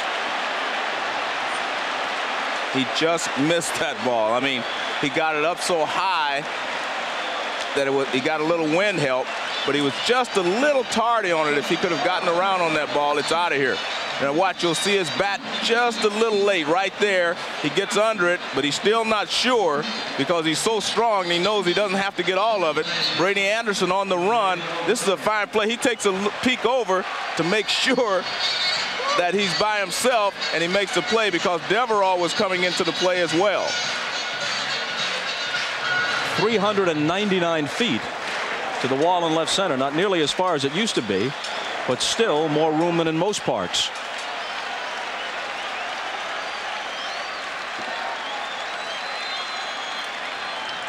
Now Duncan. Fox was running on that last pitch to Strawberry. Duncan is a good guy to hit and run on, so if you can get the count in your favor where you want it, you can go ahead and try to put Fox in motion because you need a hit and run to try to get the runner over to third with less than 2 outs.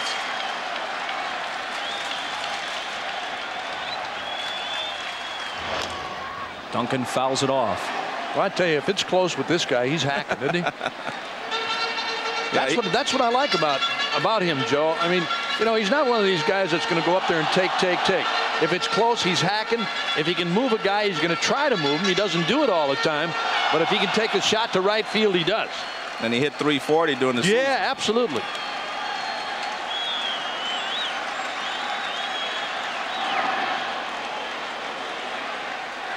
Like too many baseball players to count, Mariano Duncan is from San Pedro de Macorís in the Dominican Republic.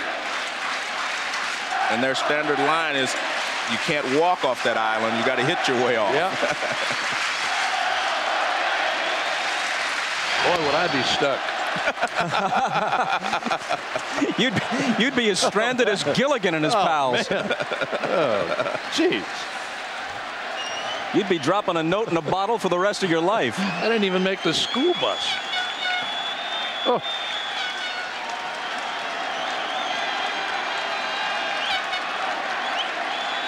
Matthews 0-1 pitch coming to Duncan.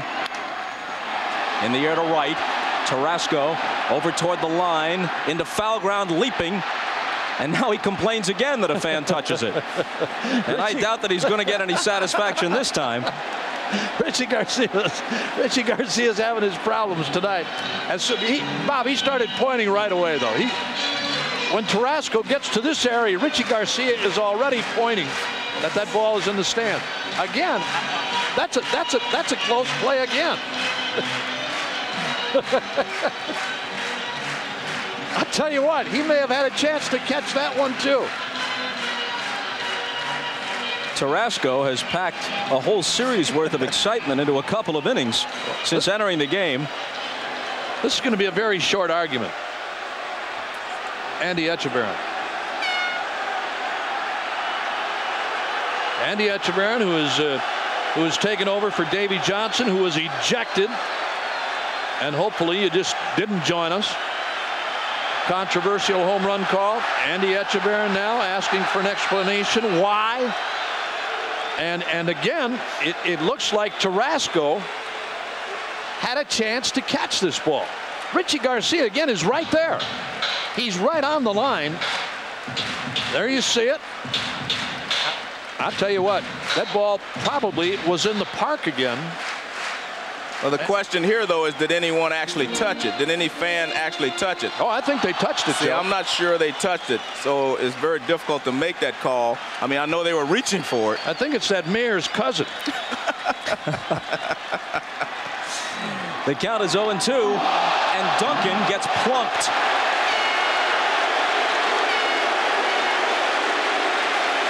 Well, that's what you call taking one for the team. That's not a bad time to take it. Not at all. No balls and 2 strikes. Now you move the winning run into scoring position. All Duncan does is he can't get out of the way. He just turns his back, and he takes this one in the back. Watch, he just turns and gets him right in the back. but Terry Matthews on the 0-2 pitch in the 9th inning, the last thing he had in mind. I mean, not even thinking about moving him off the plate. It just gets away. Well, Duncan a couple of times, Bob, has taken pitches outside or around the outside corner and driven him into right field. And I mean, you're trying to keep him honest. I know you don't want to go in that tight, but you're trying to keep him honest. It got him, it looks like, in the back of the bicep. And trying to keep him honest, you got to come inside. He just came in too far. Well, now as they tend to Duncan, Matthews thinking, what a fine mess I've gotten myself into. First by walking Fielder on 4 pitches. And then after Strawberry flies out, he hits Duncan with the 0-2 pitch. Mike Aldrete, just activated for this series, veteran left-handed pinch hitter, has been announced for the Yanks, and Myers is coming on for the Orioles. Joe Torre with his right-hand man, Popeye, Don Zimmer. And Don Zimmer's always talking to Joe Torre about moves he should make. And Joe listens to him quite honestly. They talk about it, and then they make a move. Well, they knew that if they sent Aldrete up, in all likelihood, Matthews would be removed, and Etchebarren, now managing since Davey Johnson was ejected, would go to the veteran left-hander Myers. In anticipation of that, they bring Girardi off the bench, which accomplishes 2 things. They get the right-handed bat in there, and if they don't win it here and the game is prolonged, Girardi stays in to catch, since this was Leyritz's spot originally in the order. But the one thing to remember, you start running out of players, and if this ball game goes in the extra innings and you're out of players, it could hurt you later on. Well, the Yankees have only Luis Sojo left on the bench right now. Who becomes their next catcher if something happens to Girardi. The only plus is that Myers has been a little erratic. Girardi at the plate against Myers, 4 for 11 lifetime against him.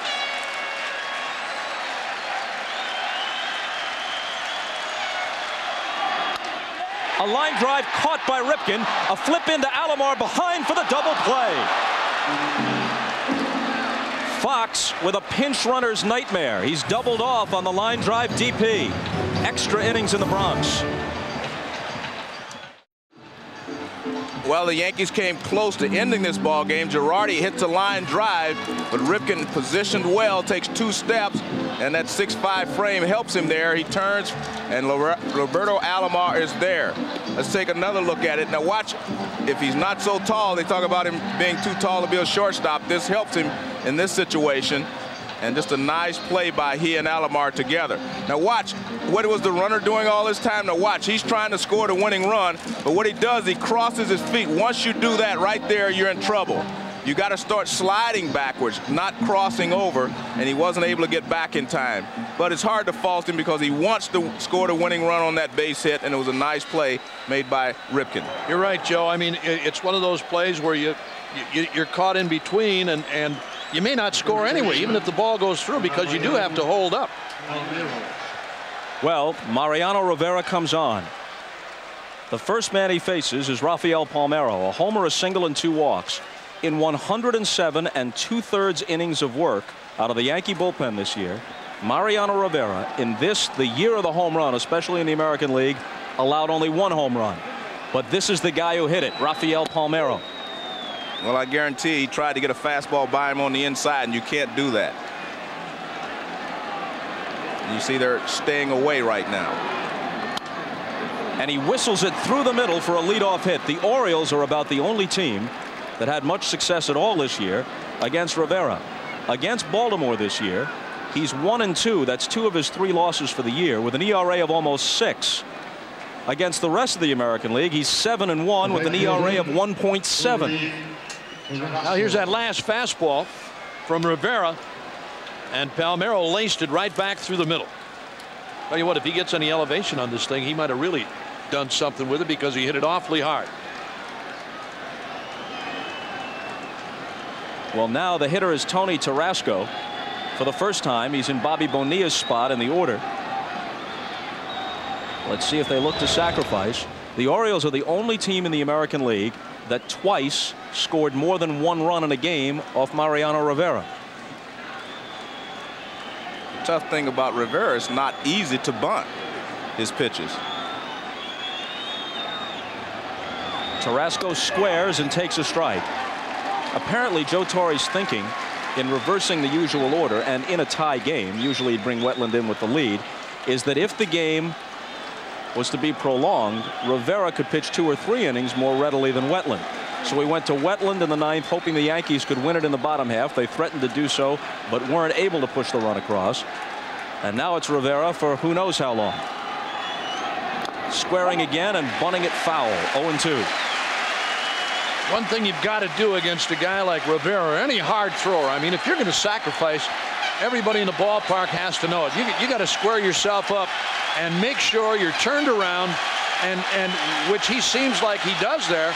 But you notice the angle of the bat is back toward the on-deck circle instead of squared around. Ripken is on deck. Palmeiro, who's 3 for 3 with 2 walks, is at first. Top half of the 10th, tied at 4.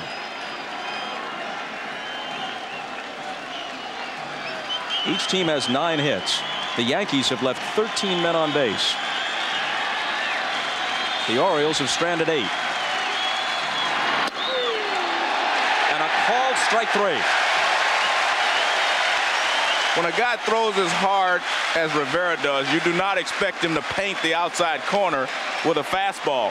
I mean, this is a perfect pitch right on the outside corner. And when the guy's throwing as hard as he does, you expect him to try to get the ball in the middle of the plate. That's not in the middle of the plate. It's out there. Watch where this pitch is. Right out there on the corner. Even though you see Girardi try to pull it in a little bit more, right out there on the edge. Looked like Tarasco thought that ball might have been a little high, Joe, too.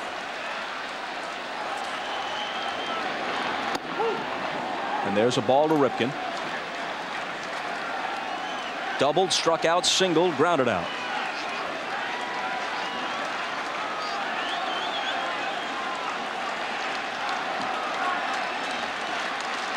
One on, one out on the 10th.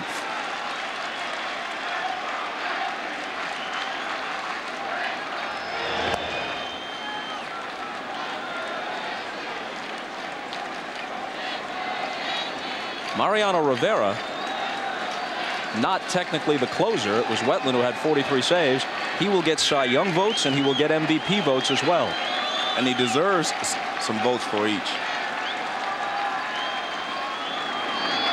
Foul back. A lot of people thought it was an outrage when he did not make the All-Star team. In this era in baseball, when there are so few complete games thrown, and where closers generally work only the 9th and only with a lead, postseason may be an exception, as witnessed Wetland in this ball game, to have a great setup man, not really a middleman. We're not talking about mop-up innings. We're talking about a setup man who can get you to where you can put the clincher on the win in the 9th is so important. And the Yankees have the best combination in baseball in Rivera and Wetland.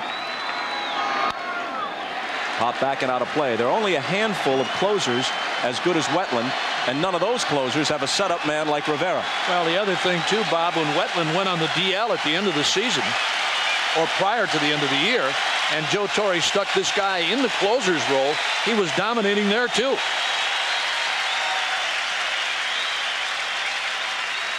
Roberto Alomar lounging in the dugout in an otherwise tense situation.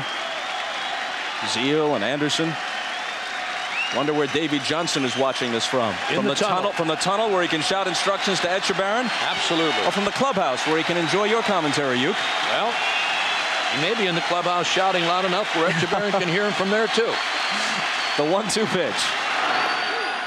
2-2. Mariano Rivera is 26 years old. He's from Panama City, Panama.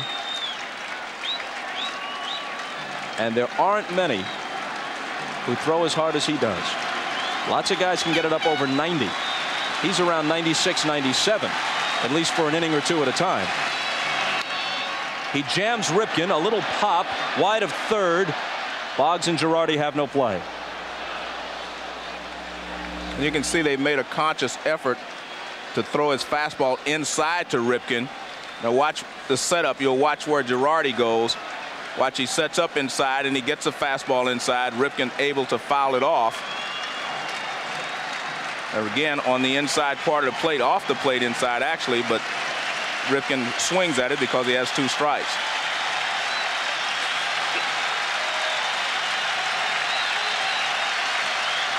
Eddie Murray will be next. And a pop on the right side. Martinez and Duncan. Martinez, the first baseman, for the second out.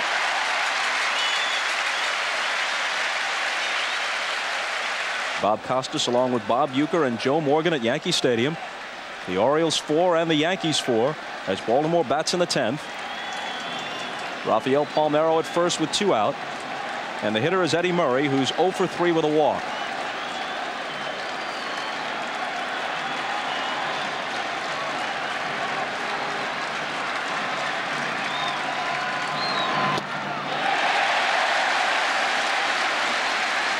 These are great matchups. I mean, when you've got a guy like Rivera, you're blessed to have this kind of a guy on your staff who can just reach back. Everybody in the ballpark, including the hitter, knows he's coming with heat. You're sitting on heat, and he still throws it by you. And again, Joe, we've seen this guy do it many times before, Eddie Murray. If he looks for one and gets it in the right zone, it's a problem. But he's behind Rivera 0-2.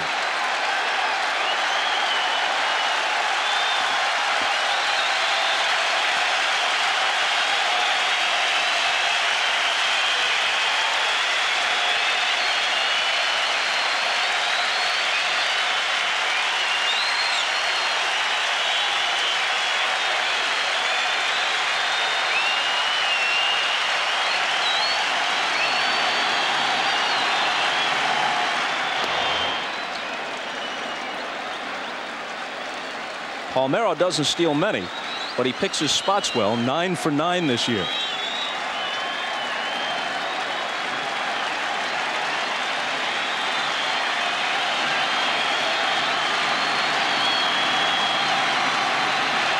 The 0-2 to Murray. Misses.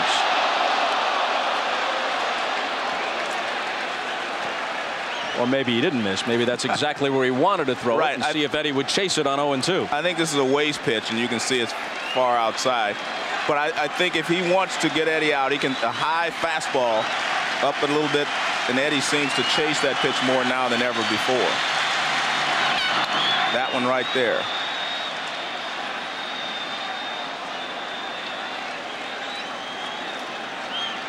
This one's not quite as high as he wanted it. You can see the glove. It's up there, but probably 2 or 3 inches lower than he actually wanted it to be.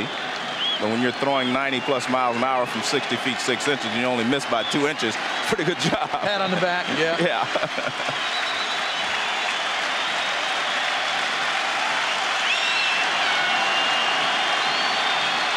Another 1-2 pitch and a check swing foul this time.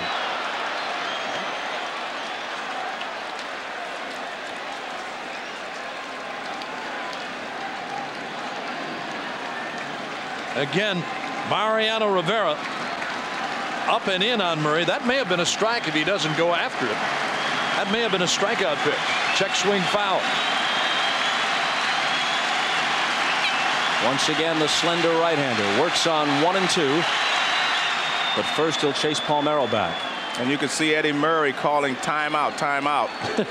And home plate umpire was Larry Barnett was going to give it to him.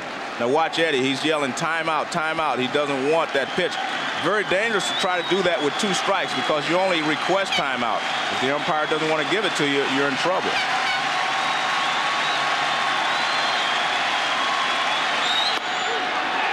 Two and 2.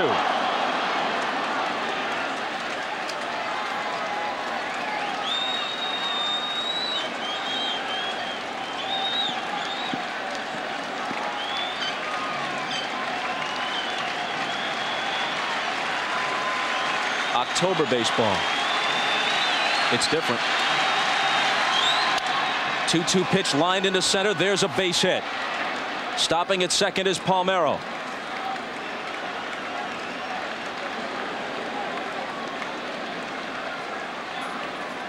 This is one of the great clutch hitters of all time. You're right. Eddie Murray. He fights off the tough pitches, the high fastballs. Now he gets one that's down a little bit. See, if you get it down, he can still handle that fastball, that 90-mile-an-hour fastball. It's up that he has the problems. And he fought off the high ones, the tough ones, and got the one that he could handle. It was a heck of an at-bat. You're right. Down 0-2 and seemingly unable to catch up with the heat, and he just hangs with it and gets a pitch he can handle and delivers the 2-out hit. You don't have 3,000+ hits and 500 home runs not knowing what you're doing in the batter's box. Devereaux for his first at-bat replaced Surhoff in left. And as many fans know, only 2 other players can make that claim. 3,000+ hits, 500+ home runs. 2 of the greatest in history, Hank Aaron and Willie Mays. And while Eddie Murray isn't quite in their class, he is bound for the Hall of Fame.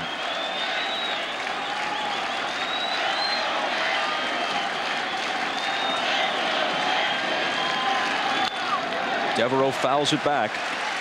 Here's another guy came into the game as a defensive replacement, coming up here for the first time to hit, Joe, and you're going up against a guy like Rivera who's throwing that 90+ on you. Devereaux's a pretty good fastball hitter. He doesn't handle the breaking ball real well, but he can handle some fastballs. A ball and a strike. Devereaux last year was with the world champion Atlanta Braves. In fact, if memory serves, well, there it is. I don't have to rely on memory. He was the surprise MVP of the NLCS against Cincinnati.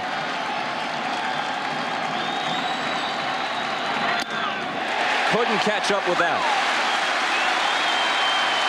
From a hitter's perspective, you have to say in your own mind, if the ball starts this high, I can't swing at it. You have to have a zone because you can't hit that high fastball. You got to turn that dial up a notch or two when you see a fastball like that. The 1-2 pitch, and he spoils it. And you can swing balsa would not catch up to some of those fastballs. This game is now exactly 4 hours old.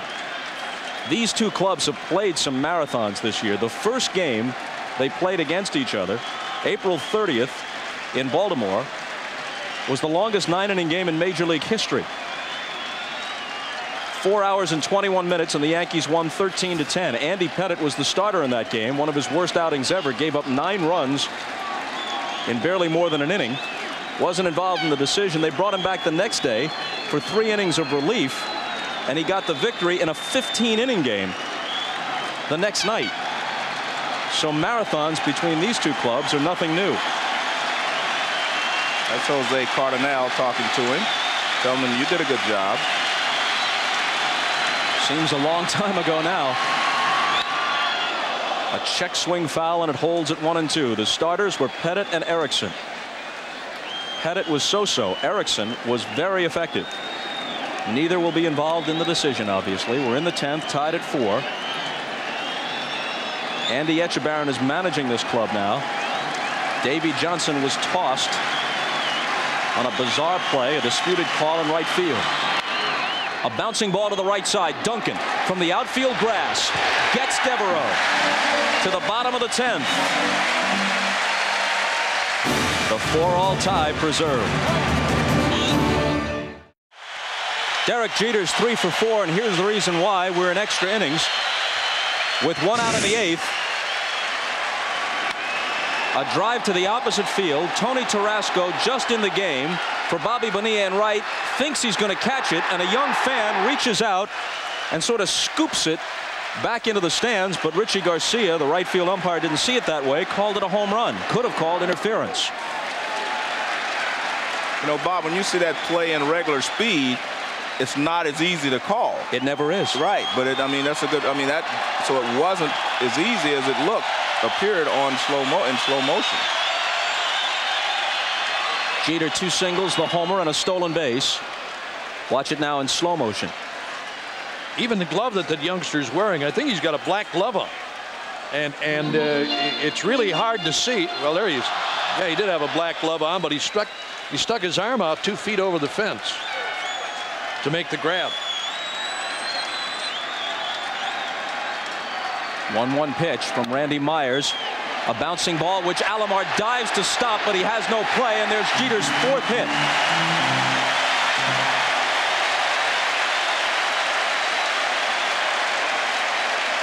Well, Alomar is playing Jeter towards right field, so he has a long way to go. This ball's not really up the middle, it's just right center, but he was playing him so far around that he had no chance of getting Jeter. Once he goes to his right, see how far he was over toward right field. He makes a dive, stops it, but the speedy Jeter beats it out easily. Nice play again by Alomar, but I think the positioning, he was just a little bit too far toward right field. Now Raines, who's 2 for 5. I think he will definitely be up there bunting. Squares, bunts foul.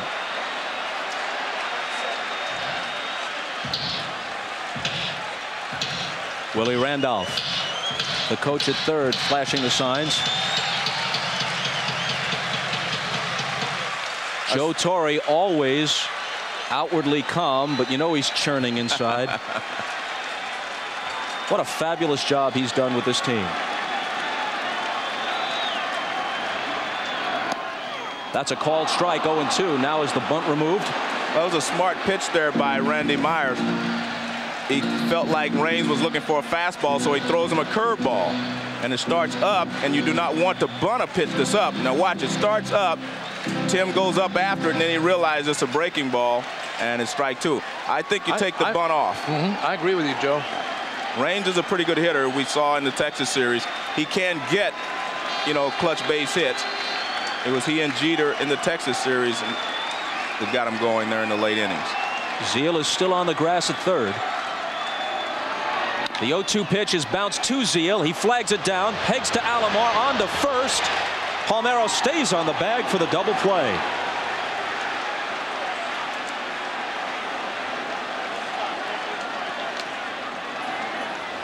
Torre's going to argue that Palmeiro was off the bag. And he may have a pretty good argument. And it happens a lot of times. There are a lot of first basemen. I don't think they're on the bag when they catch the ball.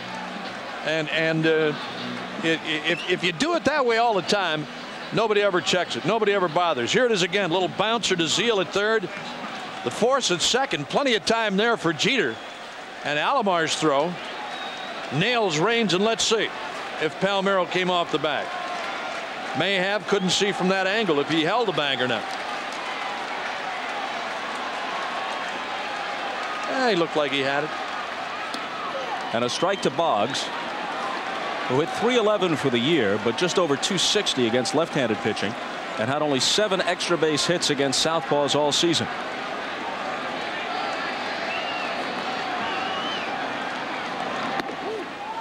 Well, when you have a guy up there like Raines, Joe, who fundamentally does things pretty well, and fails to sacrifice in a situation like this. You're in the 10th inning. You get the leadoff guy on, and it's a must. You've got to get him over. And he missed one sacrifice bunt attempt, and then took a breaking ball for a strike on the outside, and then goes out on the ground out. Well, I'm wondering if he was questioning about his leg because Tim runs pretty well, and he was wondering maybe if he wasn't running full speed down the line, and therefore if he can't run, he needs to come out of the ball game. But I've seen several times this year where Raines has dropped down a bunt, in that situation to move the runner along. And then I also saw one game where he beat it out for a base hit and Wade Boggs bunted. So they've been doing this the entire season. So I don't think there's anything unusual about being asked to bunt, especially in this type of situation. Oh, no, not that he was asked to bunt, but he took the breaking ball for a strike in his second attempt to try and bunt. Right. And now Boggs will be 0 for his last 16 since opening the postseason with a double against Texas. He's hitless, including 0 for 5 with a walk this afternoon and into the night. On to the 11th, tied at 4. We go to the 11th, and the Goodyear blimp still hovers above. Captained by Richard Daniels, and we thank all of them for their efforts. Upstairs, he and his crew, and a swing and a miss by Mark Parent.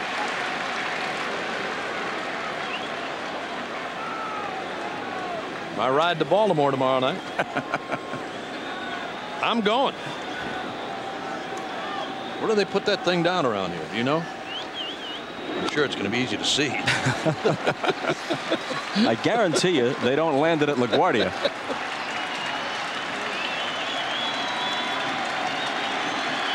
Parent, the catcher, starting the 11th. He's 1 for 4 for the afternoon and evening.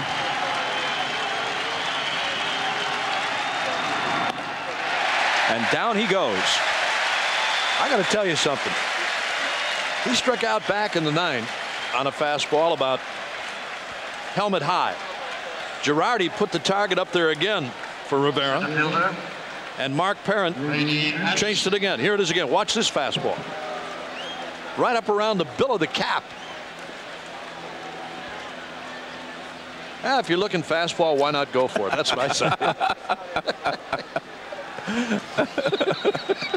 Well, you know, to catch up with Rivera, you have to start your swing so early that maybe you can't be so selective. He starts to crank it up when it leaves Rivera's hand. See, I never would chase a pitch like that. I always thought it looked better to be called out on strikes. And then argue. Yeah, and then you say, yeah. You walk by the umpire, you argue a little bit, and you walk by the umpire and you whisper, nice call. Brady Anderson, homered earlier. 2-0 the count to him. He's 2 for 4. Plus a walk. Had that bloop double, which shouldn't have been. Jeter and Raines let it drop between them in the 9th.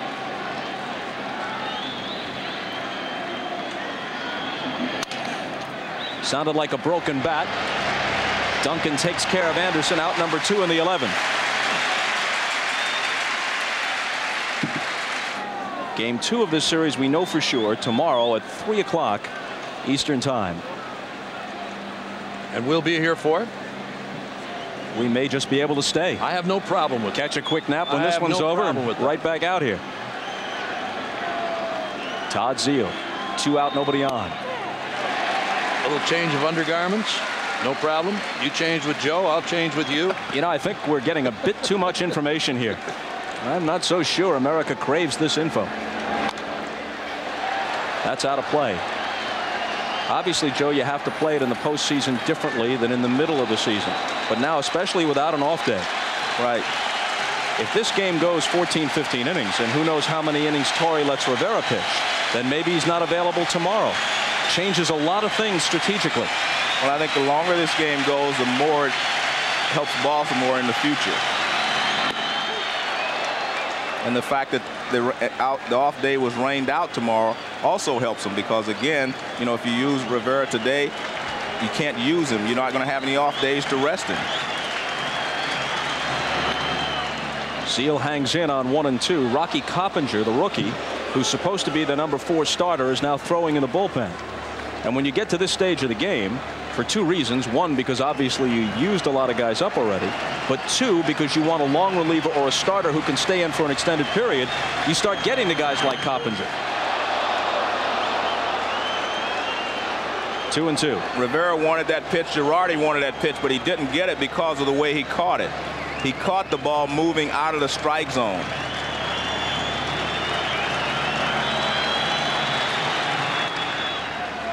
Rivera seldom pitches more than 2 innings. If he gets Zeile or gets out of the inning in one fashion or another, that would be 2 innings. Myers, who rarely pitches more than 1 inning, has worked an inning in 2/3.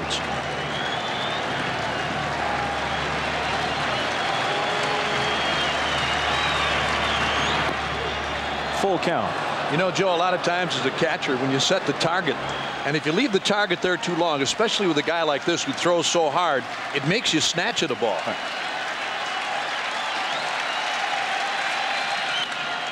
Hit through the box and into center field for a 2-out single.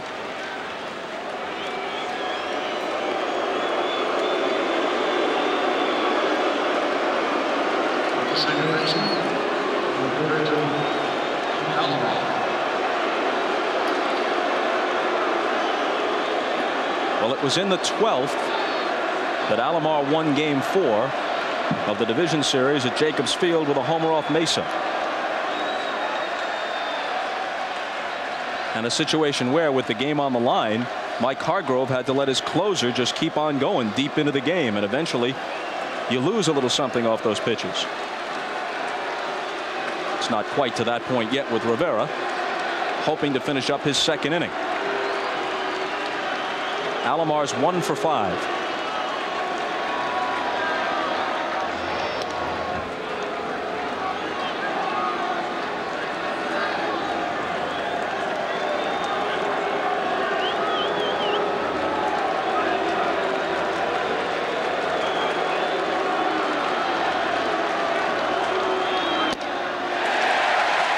Just too much heat. 0-1. Now, Bob, you talked about Rivera working here. As you look at Alomar take a hack at that last fastball, it may have been out of the strike zone. With 2 outs, Joe Torre has got activity in the bullpen. David Weathers is up out there.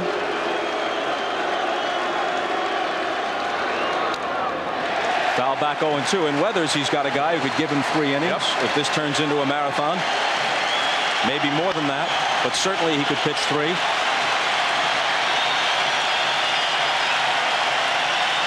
.36 pitches now for Rivera.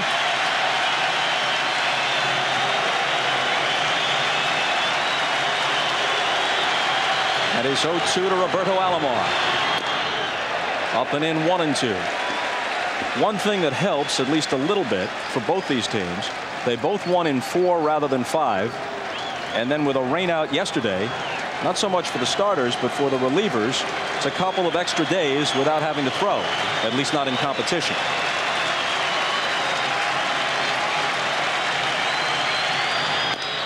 Two and 2, but now the first 5 games of this series will be played without an off day. Assuming there is no further foul weather, and assuming the series goes as far as 6, there would be an off day Monday for a trip back from Baltimore between games 5 and 6.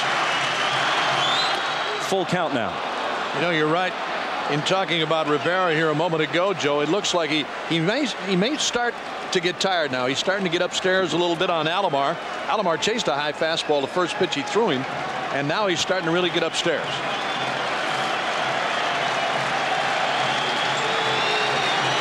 The runner goes on the 3-2 pitch, and Alomar went around. It might have been out of the strike zone, but he couldn't stop himself. On to the bottom of the 11th.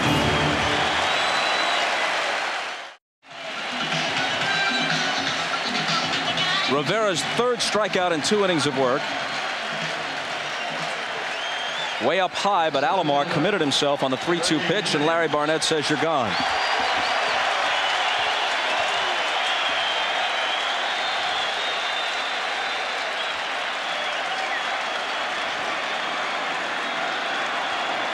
So Robbie is 1 for 6 in the extra inning game.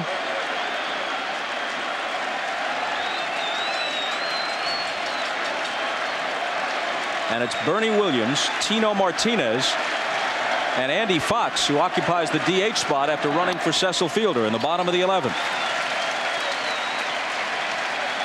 Williams is 1 for 3 with a couple of walks thrown in, plus an RBI ground out.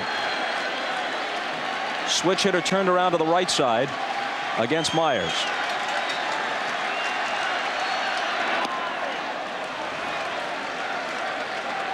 In case you're just joining us, as we noted earlier, this is Williams' power side. 2 of his 3 home runs in the division series were hit right-handed, and 16 of his 29 for the season were hit right-handed.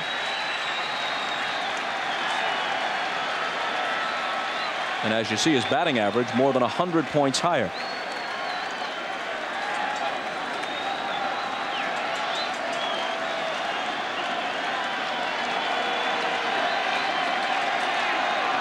And here's a drive to left. It's mighty high. It's mighty far. And good night.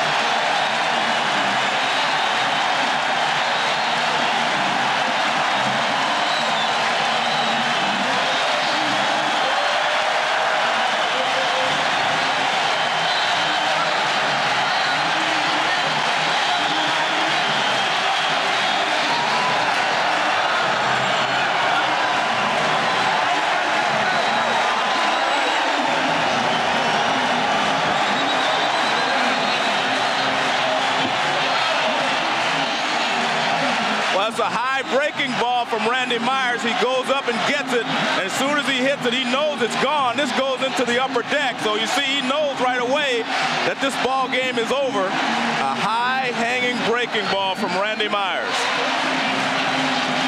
again, this ball's into the upper deck, so that's why he knew it was gone. Second deck, actually. Well, his teammates react to his 4th home run in 5 postseason games. The Yankees come from behind and win it 5-4 in 11. A disputed game it will be because the Jeter homer in the 8th that tied it was very controversial. It looked like a blown call. But the Yankees take the 1-0 lead. For Joe Morgan and Bob Uecker, I'm Bob Costas. See you tomorrow afternoon from the Bronx.